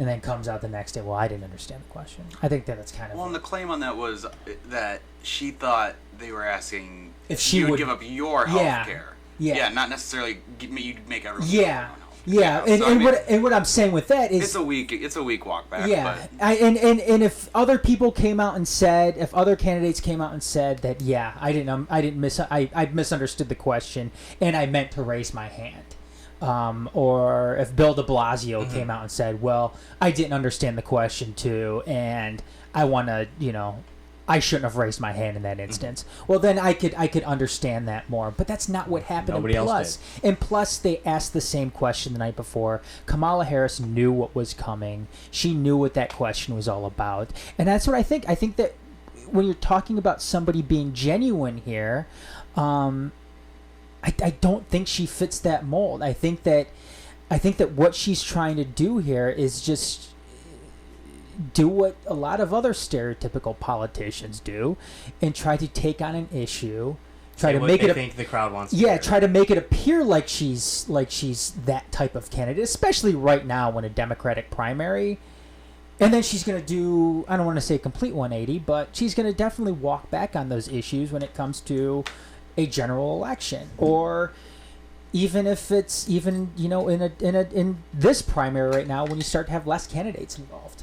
So I don't know. Like I said, I'm not a fan. And I don't disagree with either of you guys on any of those points, honestly. I think more what doesn't, I shouldn't say necessarily worries me, but is we're getting distracted on her. And I think, honestly, people are almost going to see that as a positive. They're going to look at her and see someone who will fight. It doesn't matter what she did in the past. She's someone who can hit Trump or whoever's in the front runner position and make it stick. Oh, I'm with you, Aaron. I think, you know what? I would like to see her and Trump go toe to toe in a debate. Oh, she'd mop him. I just don't want to see that debate for president of the United States. I just want to see a debate just so Kamala Harris can go up there and completely embarrass Donald Trump. I feel like that's a debate that everyone who likes Trump is gonna. Everyone who leans Republican is going to say Donald Trump murdered her, and everybody who leans Democrat is going to say Kamala Harris murdered her. Probably, but like I said, I just want to see. And I'm going to be sitting on the couch with a revolver in my mouth. It's waiting for the click. Yeah. I mean, to be completely honest, I like, when they are having those hearings, I like hearing Kamala Harris go because I think it's entertaining just to hear her, go all prosecutor on somebody and. But do I want her as president of the United States? No, absolutely not. And also, one more on Kamala. I mean, I think also you're going to start seeing what the Republican, or no, I shouldn't say the Republicans, but what a lot of provocateurs on the right are doing, especially with this whole birther 2.0 crap and all that with her now. You're going to see that just start to make all her past stuff as prosecutor, as AG. None of that's going to matter. Yeah. Voters are just going to say, "Oh, well, this is just more bullshit they're trying to come up with." with." Yeah, I think you're right, and she probably likes that coming out. I mean, it takes away from those issues in her past. Yeah, you're right. All right, guys, a few more we definitely want to hit. The only two we haven't really talked about from debate number one. As far as Cory Booker goes, I'm sorry, Josh. Oh, one other thing. Go ahead. No, go ahead. Jump in. We talked about vice president fodder before. Definitely vice president fodder now. I think that's what Cory Booker's doing right now. He's running for vice president. Young, but even younger looking, kind of hip, could definitely go well with a Biden or Bernie. If I don't think he'd take it. No, he already came out and said that he doesn't believe it should be. He believes it needs to be a split sex ticket, and if he was the nominee, he wouldn't pick a male vice president. So I think it'd be interesting if he did take it because obviously it's a huge career boost. Yeah. But I think he'll take it. Betray that principle. No, that's a good point. I actually didn't know that. Yeah. I bet he takes it at the end of the day. Just going off of at least we have a split race ticket, and I will do everything I can in my new position of power to change that. That'll be the talking. I know she was being thrown around as somebody that was gonna hook up with Biden and be his VP, but Bernie Sanders and somebody like Stacey Abrams. That'd be definitely interesting. I mean, I think that would be especially. I think that'd be maybe risky just because what Stacey Abrams held political office was. Nothing. And then again, what do you need for the vice presidency? You need a heartbeat. So yeah. But if you're talking Bernie Sanders, though, he's 77 years old, that vice president becomes even more. But then that also, I think, puts some more. When you have a president over 7 years old, I think you definitely. The VP thing matters a little bit more. Sarah Palin did John McCain zero favors when it came to. Jesus, Mary and Joseph and the Shepherds, that woman. Okay, the only two we didn't really talk about from debate number one, Governor Jay Inslee, we mentioned briefly from Washington, Congressman John Delaney from Maryland. Anything you guys want to say about them? Other than Aaron mentioned Jay Inslee a little bit. Yeah, I mean, I love what Inslee's doing. I think, obviously, a lot of people are starting to agree. I do believe, the whole climate change thing is real. It's not just a Chinese hoax, and it's something that needs to be addressed. And Inslee's basically come out and said he knows he's not going to get this nomination. He's just here to drive that conversation and to make people talk about it. And, that's definitely something I can agree with and I appreciate. And, it doesn't help him any that there's really nothing he could be angling for except a cabinet position. He's termed out. Both senators are, I think, like 15-year incumbents in Washington. So. Right. Agree with everything you said there. Yeah, man. no, me too. How do you guys? Oh, feel climate about... change too? I did not know that, Josh. I agree with the I agree with the perspective. It's good you finally realized that climate change is real. Climate changes every day, man. Always has, always will. How do you guys feel about John Hickenlooper? I wish she was picked instead of Tim Kaine in 2016. Really? Yeah. But I mean, now with the race setup and him all but saying, oh well, we need to become a more centrist Democratic Party. I mean, I don't necessarily disagree with you, but like, dude, you're just shooting yourself, and you're not going to go anywhere now. Mm-hmm. And I mean, kind of almost the same with Michael Bennett. Is you guys could help take back the Senate. That'd be the biggest thing Democrats could do, even outside of getting Trump out of the White House. Yeah. Winning the Senate back bring. would be the biggest thing they could do. So Hickenlooper needs to kick Cory Gardner to the curb. That's a very, very good point, Aaron, as far as, big picture politics here when it comes to... Senator Colorado, too. The thing is with Colorado, that's a cool state. They're in the news. I almost feel Aaron's like... home state. Yeah, what's up? But I feel like... He's an Avalanche fan. I feel like with the whole... I feel like with the whole pot thing in Colorado, that I feel like powers that be in the party are going to be like, I don't feel like having that conversation when we're trying to beat Trump. I don't feel like doing Colorado. That's been one of the most unified positions in America Oh, for sure. for like 2 For sure, decades I now? just feel Yeah. like they're just not going to want to. Oh, yeah. We just don't feel like dealing with that right now I when mean, we're why not? Make we're trying to do beat it. Trump. That'd probably kill. I imagine a ton of support for Trump if he came out and said, "No, we're never going to legalize marijuana."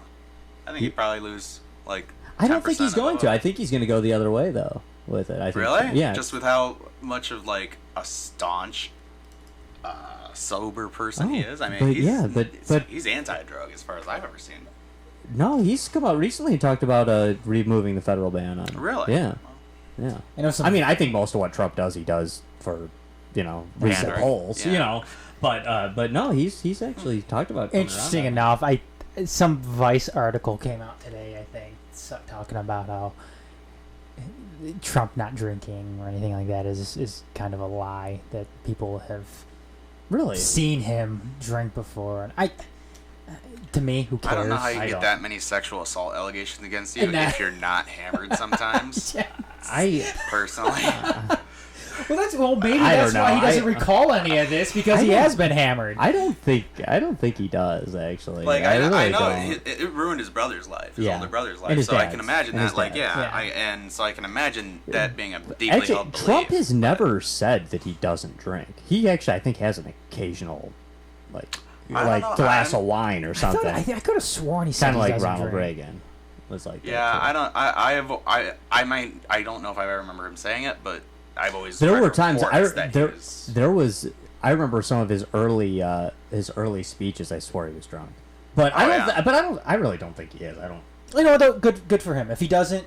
I think Yeah. good for him. No. I think there's perfectly good reason for him not to do that. Yeah. If it's, family. I think things. Biden doesn't drink at all either. Really? Yeah, I'm pretty sure. Do you know he's what is completely another sober. thing? I mean, I could totally see Biden Knocking a couple beers Knocking, back until, yeah. do you know massaging that? some girl's shoulders. You said that, not me. I actually have to say I hate the whole Creepy Biden on the is a creepy guy, and I'm not a Biden fan. I'm not. But It's I ridiculous. hate that whole thing. I find it appalling. I find actually, it that they're- hilarious how that's like the discredit. That's the smear attack they're trying to go with on the right when Trump has 22 credible sexual assault It makes allegations. I give some right wing pundits. I actually give them a lot of credit for coming out and saying we're not gonna talk about this. Yeah, Tucker Carlson for one is like That's surprising to me. just I this is I think it's crap, and I've had people on here in the past and I've let jokes go. I mean, Bill O'Reilly. Yeah. That network has nothing to say about Right. sexual Well, I assault. just Yeah, no kidding. No kidding. Who does? I mean, hopefully I do, but how about you guys? No, I meant within Yeah. the networks and within politics. No, I'm clean as a whistle. This can't stop Rape having whistle? kids. What was I gonna say? Oh, what I do think will hurt Biden, potentially could hurt Biden, not a lot, but a little, and a little matters when it's going to be a close election, is his moron son. I think his son's a real ass, and I feel like it's gonna hurt him. Some of the jobs that Biden obviously arranged for his son to have, and his son, his son nailing his dead brother's, wife that after actually blew my mind. Yeah, it's not just a fucking National Enquirer story. Right. Like it's actually reported. He did dead for an hour. Yeah, that's pretty fucked up. Yeah, but I mean, the job shit, I'll care about that as soon as fucking Trump starts giving shit about the emoluments clause. Yeah, if you want to fucking throw that in his face, okay. Show me the Trump Tower fucking receipts. Show me him fucking actually moving away from his I business. guess it's just that's the kind of stuff I don't disagree with you. I just... ethically, I agree with you 100%. I think we need strict as hell ethic laws in this country. But until the people on the right start fucking attacking Trump for the same shit, I'm not gonna take it seriously. But and let's face it, both parties do that. Yeah. I mean, look at Trump had an affair, so the Democrats want to crucify him. The Republicans say it's all right. When Bill Clinton did it, the Republicans wanted to crucify him. The Democrats said it was no big deal. Yeah. I mean, it's absolutely. It's absolute nonsense, and for people to deny it, they're being disingenuous and intellectually dishonest. Mueller investigation, and whereas they fucking spend 3 years on Benghazi, Right. It's all fucking stupid. No, you're right, and it's just I get so sick of it. Bottom line is, if you lean Democrat, then anything somebody with a D next to their name does is okay. If you lean Republican, anything that a guy with an R does is okay. That's all it is. And quite frankly, I pride myself in staying consistent. I'll be honest. I didn't like it when Bill Clinton was getting blowjobs in the Oval Office, and I don't like what Donald Trump did either. Do I think it should legally disqualify someone for being president of the United States? No, of course not. Of course not. But I actually do care. I am one of those, I guess, old-fashioned people that thinks, God, if this guy's wife can't trust him, why can we? Who did more shit in a Oval Office, Kennedy or Bill Clinton? In the Oval Office, Clinton. In the White House, Kennedy. Jesus. Outside the White House, LBJ beats them both. Oh, really? LBJ was terrible. Oh, yeah. Harding that had a assistant or something that was his mistress. Yeah, and Harding also, he was president during Prohibition, and he had a full bar. Yeah. And it's he wasn't a teetotaler like Trump. No, he had a full bar, and he used to just invite all the politicians in. The thing is with Harding, they always talk about Warren G. Harding as being the most corrupt president ever, and in some ways he was. But the thing is, in his slightly over 2 years as president, nothing bad really happened. There wasn't some terrible thing that happened.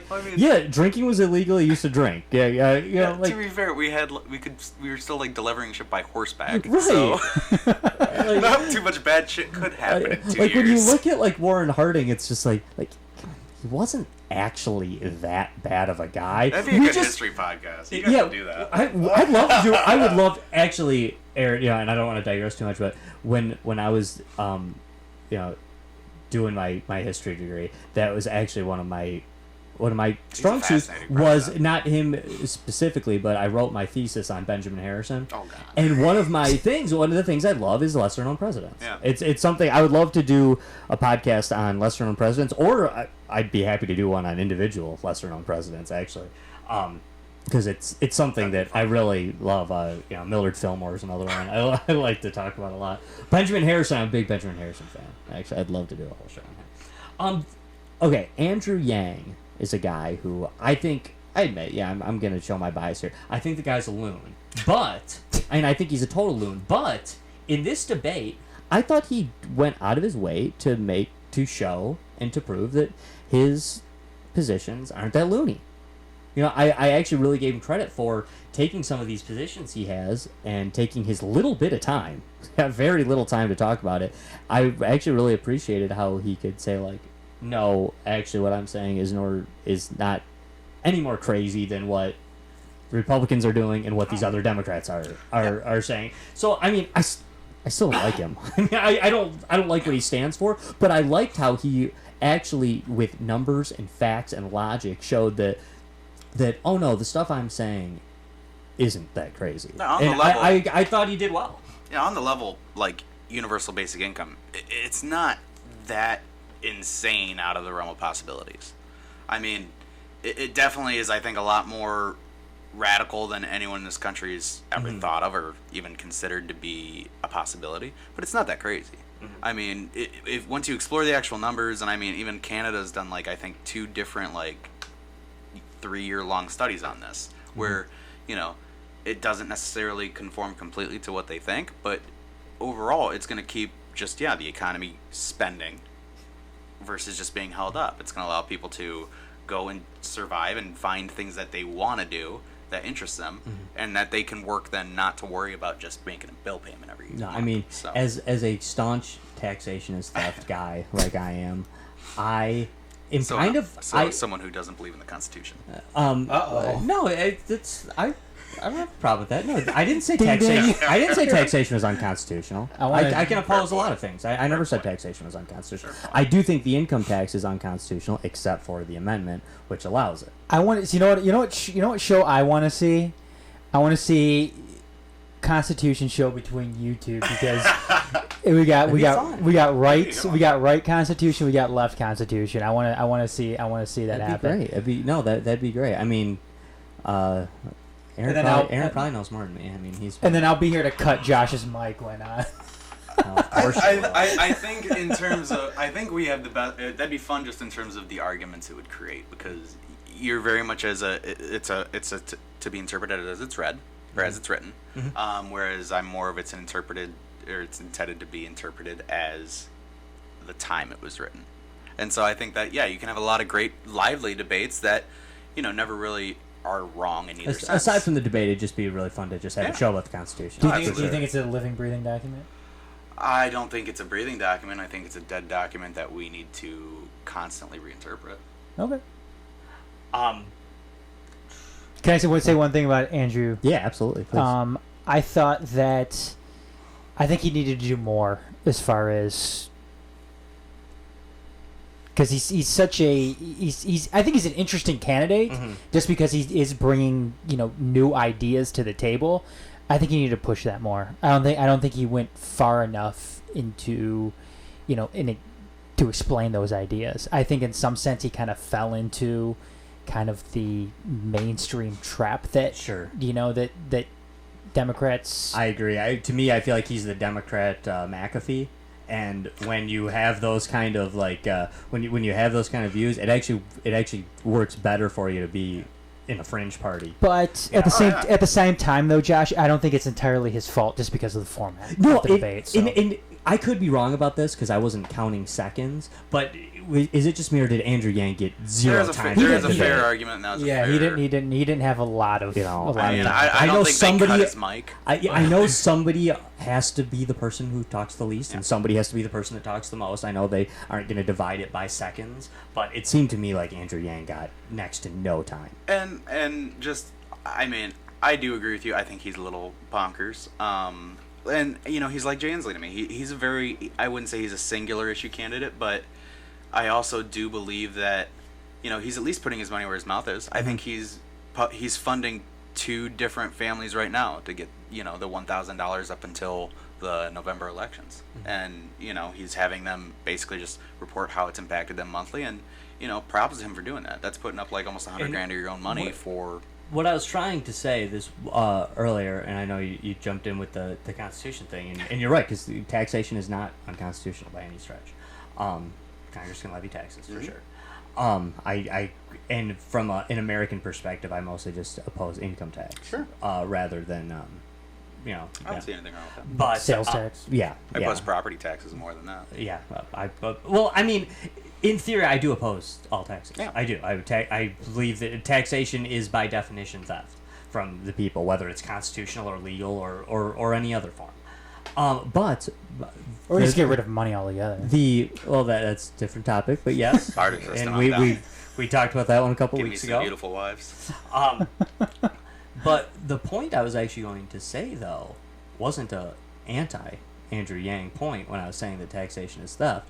My point is, once they steal my tax money, I don't really give a damn much what they do with it at that point. Really? They've already taken it from me. You've already stolen it from me. So using it on something wonderful or using it on something crappy, to me, it doesn't matter that much. You already stole it. So, like, I don't really like entitlement programs. And I like to say things like, hey, these entitlement programs are bankrupting the country. But it's not like you can't work pure numbers and say, hey, all these entitlement programs would work fine if we weren't in a constant state of war. So you don't think it's a problem giving money to someone getting an abortion versus helping a disabled veteran? No, You I don't care at that have point? I have a problem with it. No, I mean like with your tax dollars. You don't care at that point which of those it would be going towards? No, I do care, but I've seen nothing but the government waste the money that I don't really care. Yeah, it's just a semantical question.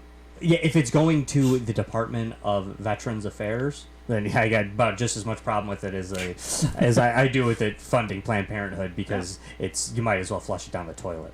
You know, that's When it's all said and done, the veterans either going to get nothing or a dollar out of that. And if Andrew Yang wants to just say, instead of funding all this goofy stuff, we'll just give everybody $1,000. I think it's stupid, and I actually don't think it's going to work. I really don't. But it's not like it's outside the realm of possibility when we waste money on so much other garbage. I just don't like it. I don't like it, and I know this is kind of a a preview to the UBI episode that we'll be doing on Politics of the Empire. I just think it's a excuse to get rid of social programs, in the country, and that's not something that I'm in favor for. It's just an excuse to raise the price of everything. Yeah.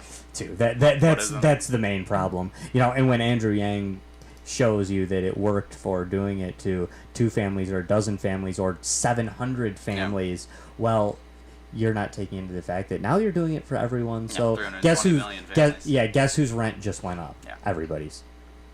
Guess what? Guess who the cost of milk just went up for? Everybody. But that's that's just basic issue though. Only guy I feel like we have. Question. I'm sorry, I talked over you. I missed when that was a debate question. What's the price of a gallon of milk or a carton of milk? Yeah.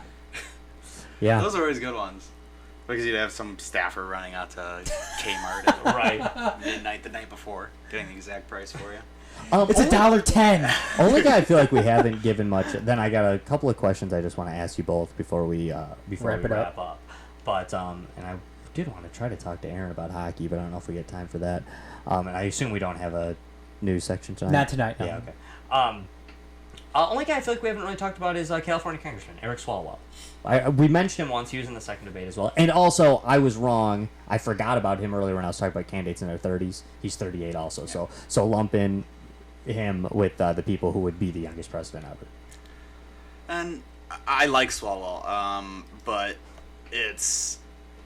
I've never really disagreed with some of his policy decisions, and I agree with him that there does need to be gun reform at the federal level, but he's definitely just made that his only issue that people know him for, and for better or worse, I guess there's definitely worse issues you could try to get reformed in the United States, especially in a Democratic debate. Yeah, it's a good issue.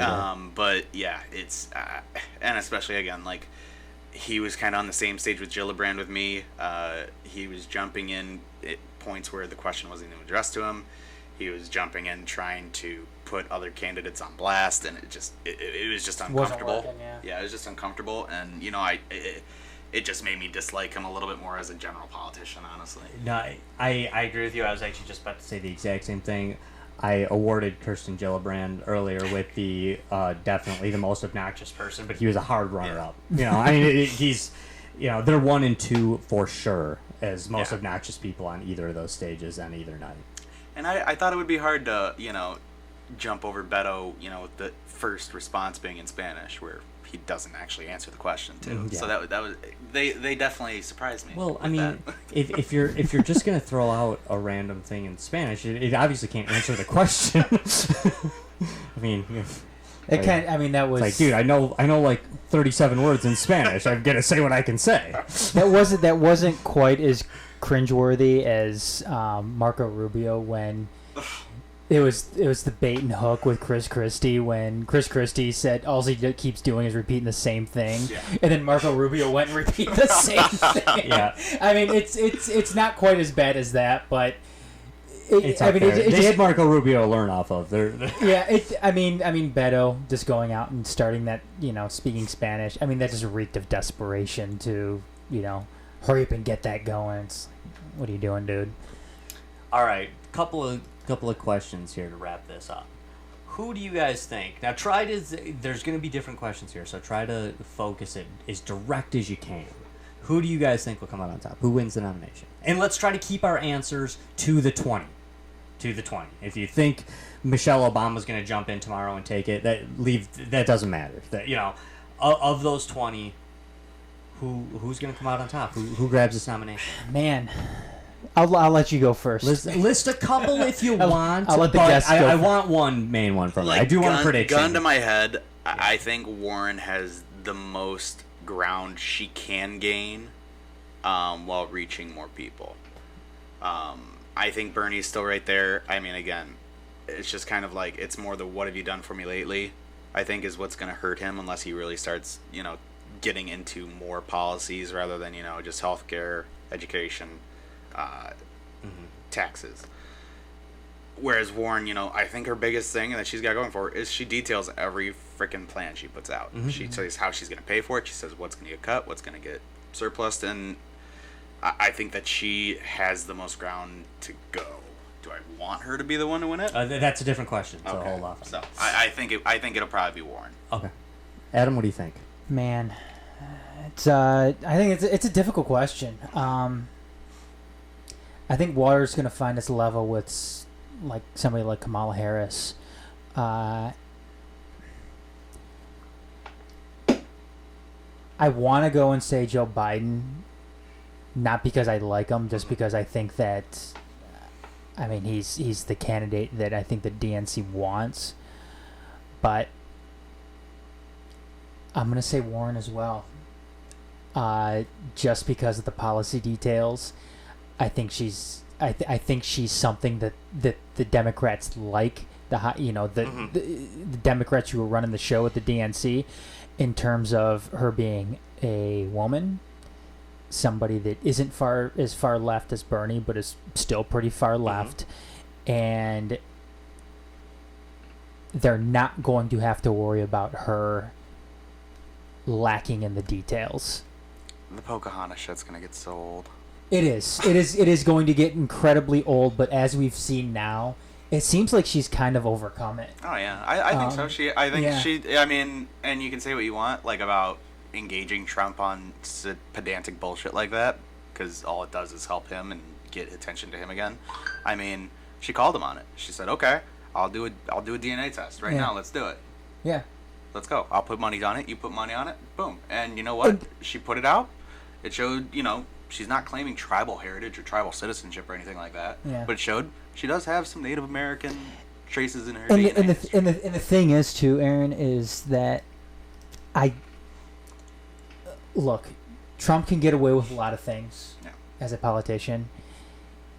He's not going to get away with consistently calling Elizabeth Warren Pocahontas in a general election. That's just something that's not going to happen. Would he be able to get away with it on a debate stage? He will be able to get away with it on the debate stage. You think? Yes. You think a moderator would let him keep calling her that? I don't think he will. They will let him keep calling her that. He is going. What will they do? They cut the mic of the president of the United States. He is going to bring it up, though. I think, definitely. You know what? I don't think they're going to cut his mic, but they definitely won't do that. But I think they will go back and. I don't think he'll try it. I really don't. And it just. I don't think he will. In the heat of the moment, getting worked up by Warren, just slamming him on policy. If it's gonna come up, Aaron, that's when it's gonna come up. Definitely. I don't see it your guys' way. These are all just guesses here, predictions. Oh God, yeah. I don't see it that way. She did lie about that stuff a lot in her past.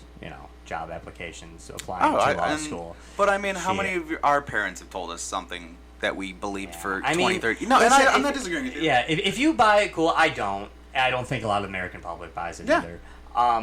I don't see her as one of the ones that's going to come out on top. I think Kamala Harris and Cory Booker have a decent chance of. I feel like they have a much higher ceiling where they could raise to it. But at the end of the day, I think it's going to be Biden. I do. That's my prediction. Is I think it's going to be Biden. Wouldn't be surprised. I mean, I wouldn't he's be. the front runner. I'd be surprised at anyone you mentioned. Yeah, I mean, my guess, and it really is just a guess, is I'm guessing Biden. All right. I'd be surprised with Booker. At this point, I would be surprised with Booker. I don't know if I would be because again, like it's exactly like Josh said. His ceiling is there. He's got a high ceiling, and I mean, like, it's almost just too easy to kind of almost make this like like a sports prospect kind of analogy. Sure.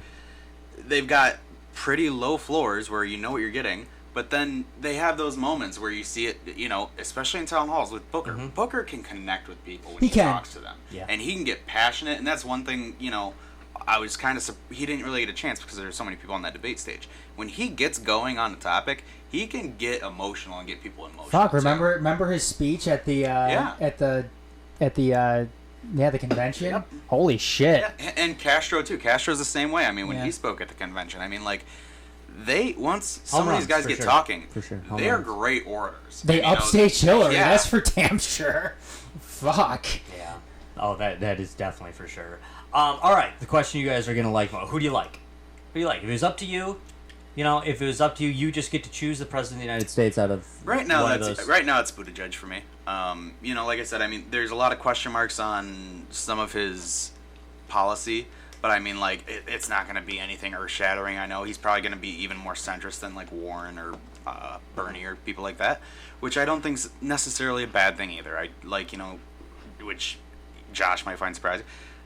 I'm a bit of a pragmatist on it. I'm personally very liberal in my beliefs, but that don't mean it's going to pass Congress. That don't mean it's going to pass a Senate that may or may not be Democrat. So you got to have someone that's at least moving the needle along.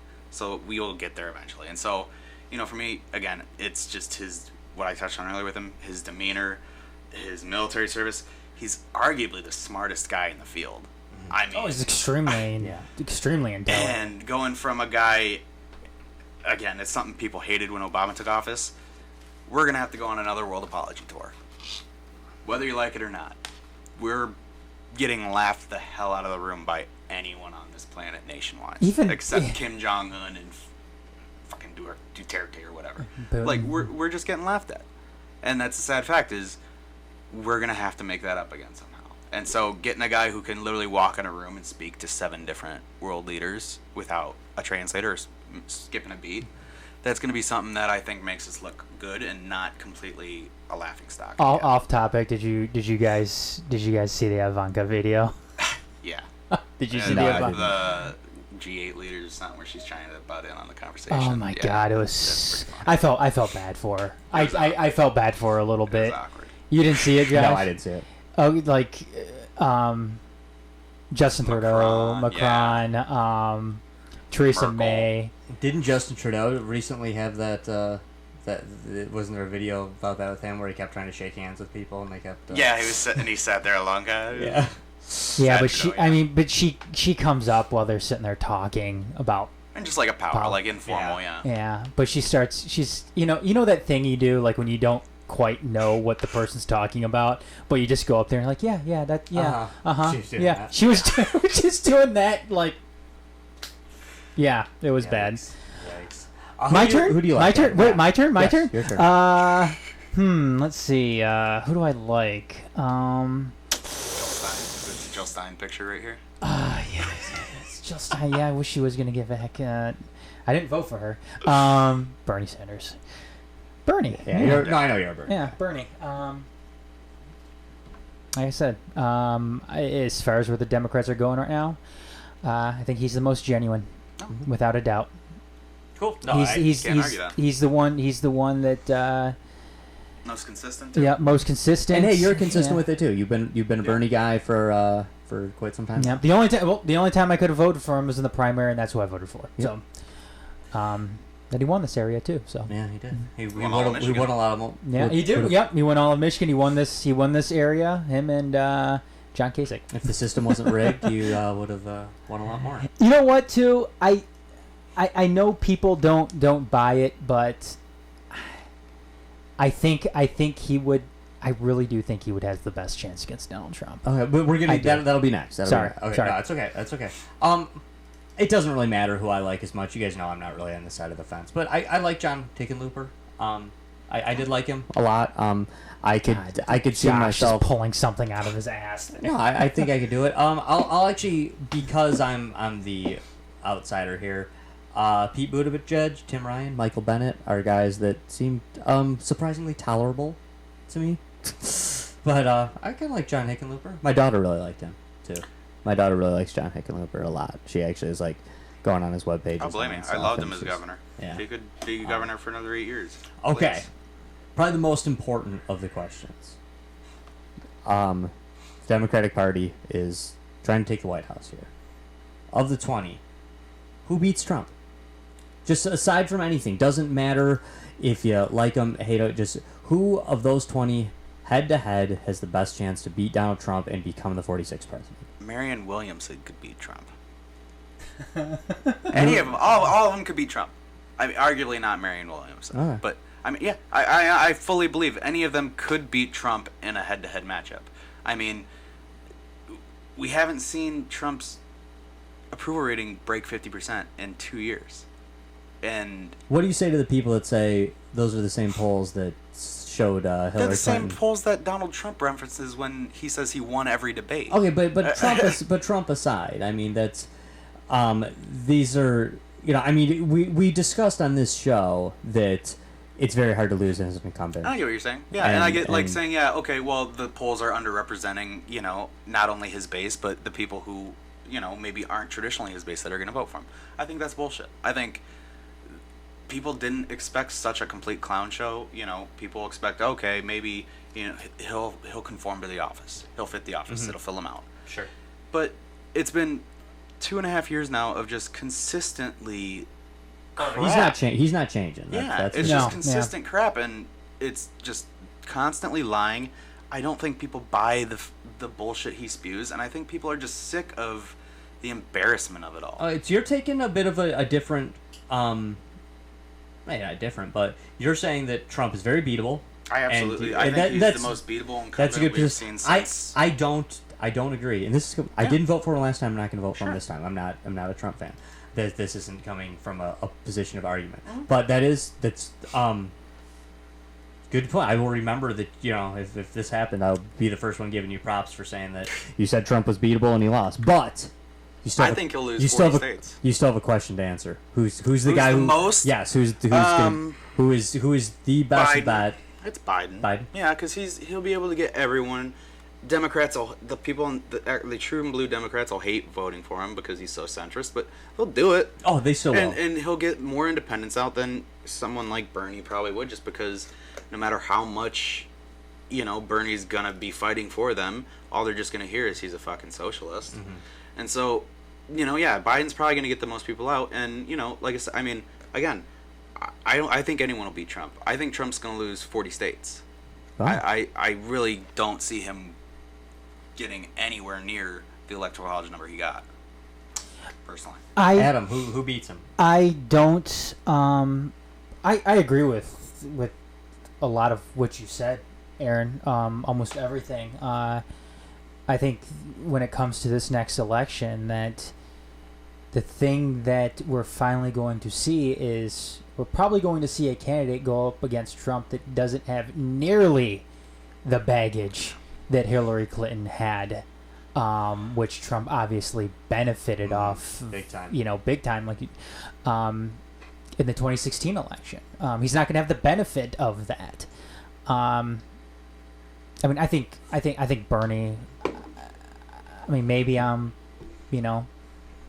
maybe this is more of a heart answer than a head answer, but I do. I think Bernie has the best chance to beat him from. I think Bernie steals more votes. I think he does too. I think Bernie does better with the independents. I think that I don't think Democrats are going to have a big problem voting for Bernie Sanders. And a lot of the polls that we've seen come out, even 2016, even some of the polls that come out now, some of the head-to-head polls, Bernie Sanders does extremely well against Donald Trump and beats him in every single poll that I've seen. So, yeah, I'm gonna say Bernie Sanders. Is the socialist thing gonna come back to haunt him in a country that, for the most part doesn't even know what socialism actually is? Yeah, it's gonna hurt in some sense, but you know what? No candidate is not going to have to answer to something.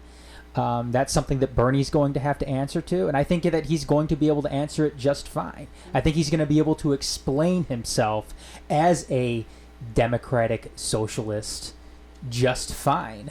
He did it just fine against Hillary in those debates. Yeah, exactly. Is he full-blown socialist? No, he's a democratic socialist. Bernie's better on guns than Donald Trump. He is. Changed my mind. He is. Well, better from my perspective. I don't know about your guys. Well, you don't like just the executive order, confiscate them, deal with the courts later. Yeah, deal with the courts later. Yeah, and that's, you know what?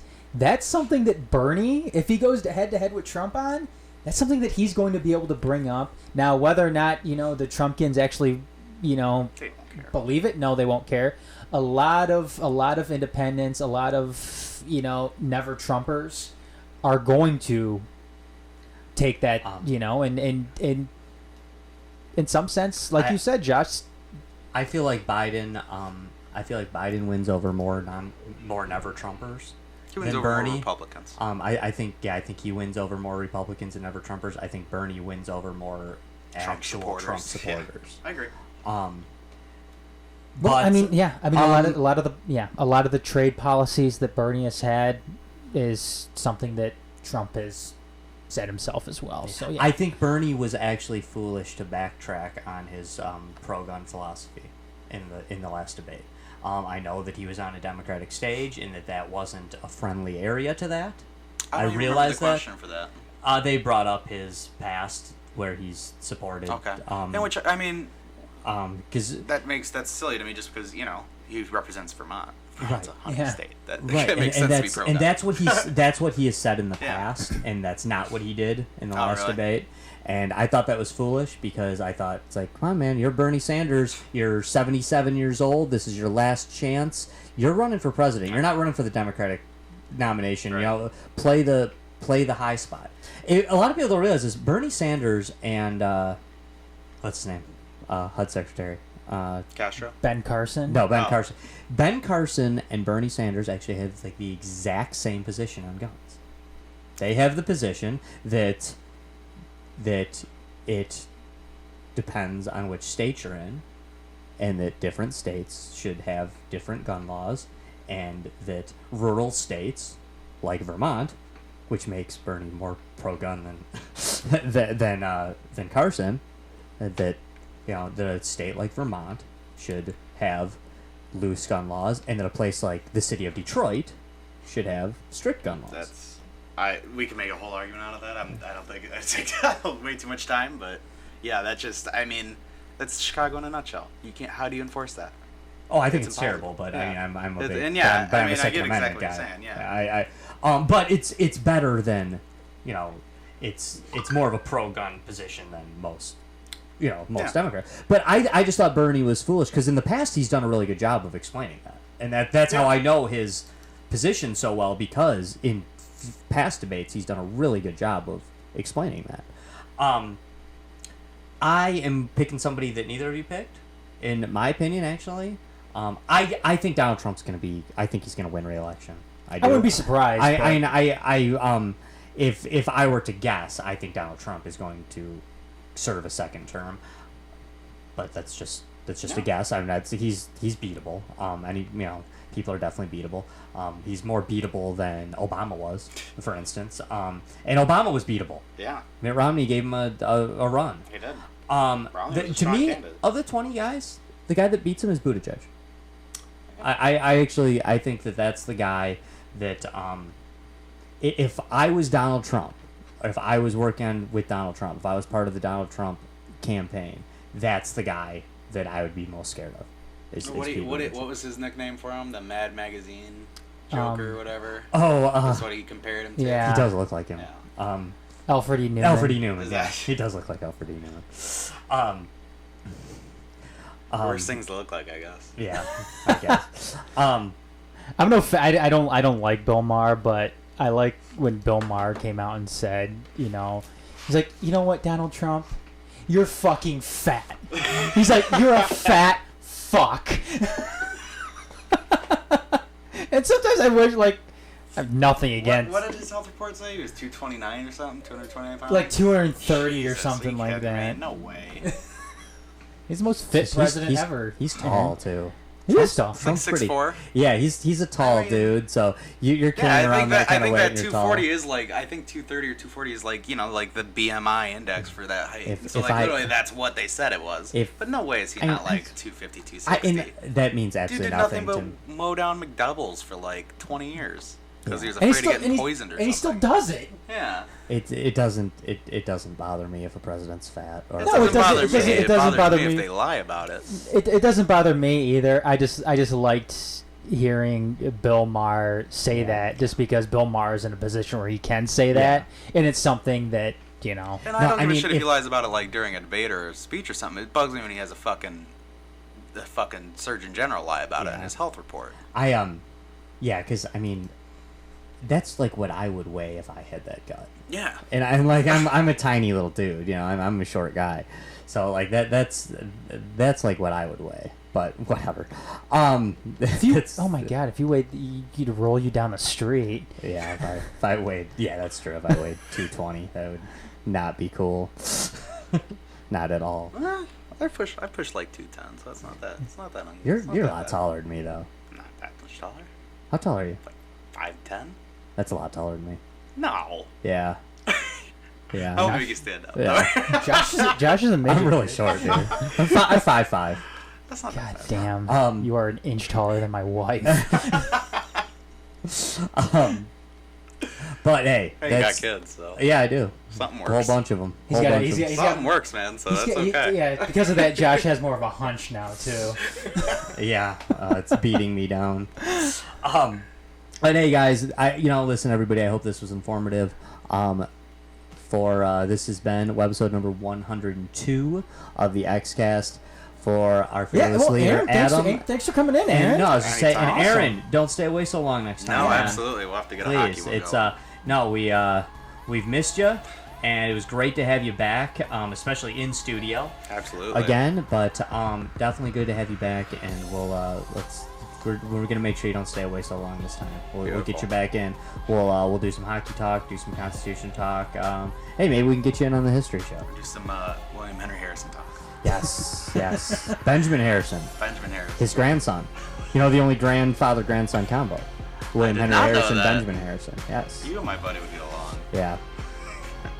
Well, Benjamin Harrison he's famous for two things, if anything, being the grandson of the guy that died in 30 days, and who was president before him? Do you know, off the top of your head, anybody? Who was president before Benjamin Harrison?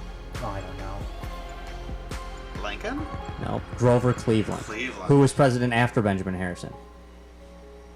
Grover Cleveland. He is the dude who is in between the guy who served 2 non-consecutive terms. So he's famous for that and being the grandson of the guy that died in 30 days. That's about it. Yeah, that was hypothermia from the inauguration speech, Yeah. right? Yep. Yeah. Yep. See, I know something. Dead Poor in 30 guy. days. Hey, everybody, thanks for tuning in. This has been episode number 102. We'll catch you next week. Not for XCast, though. We'll see you next week for Deep Issues, where we will be discussing Phone Flat booths? Earth. Oh, And not We haven't phone done- booths. That's still in Pumpkin. We will be discussing the Flat Earth theory. Ooh. Okay. Tune in next week. We'll see you guys. Thanks. bye for now.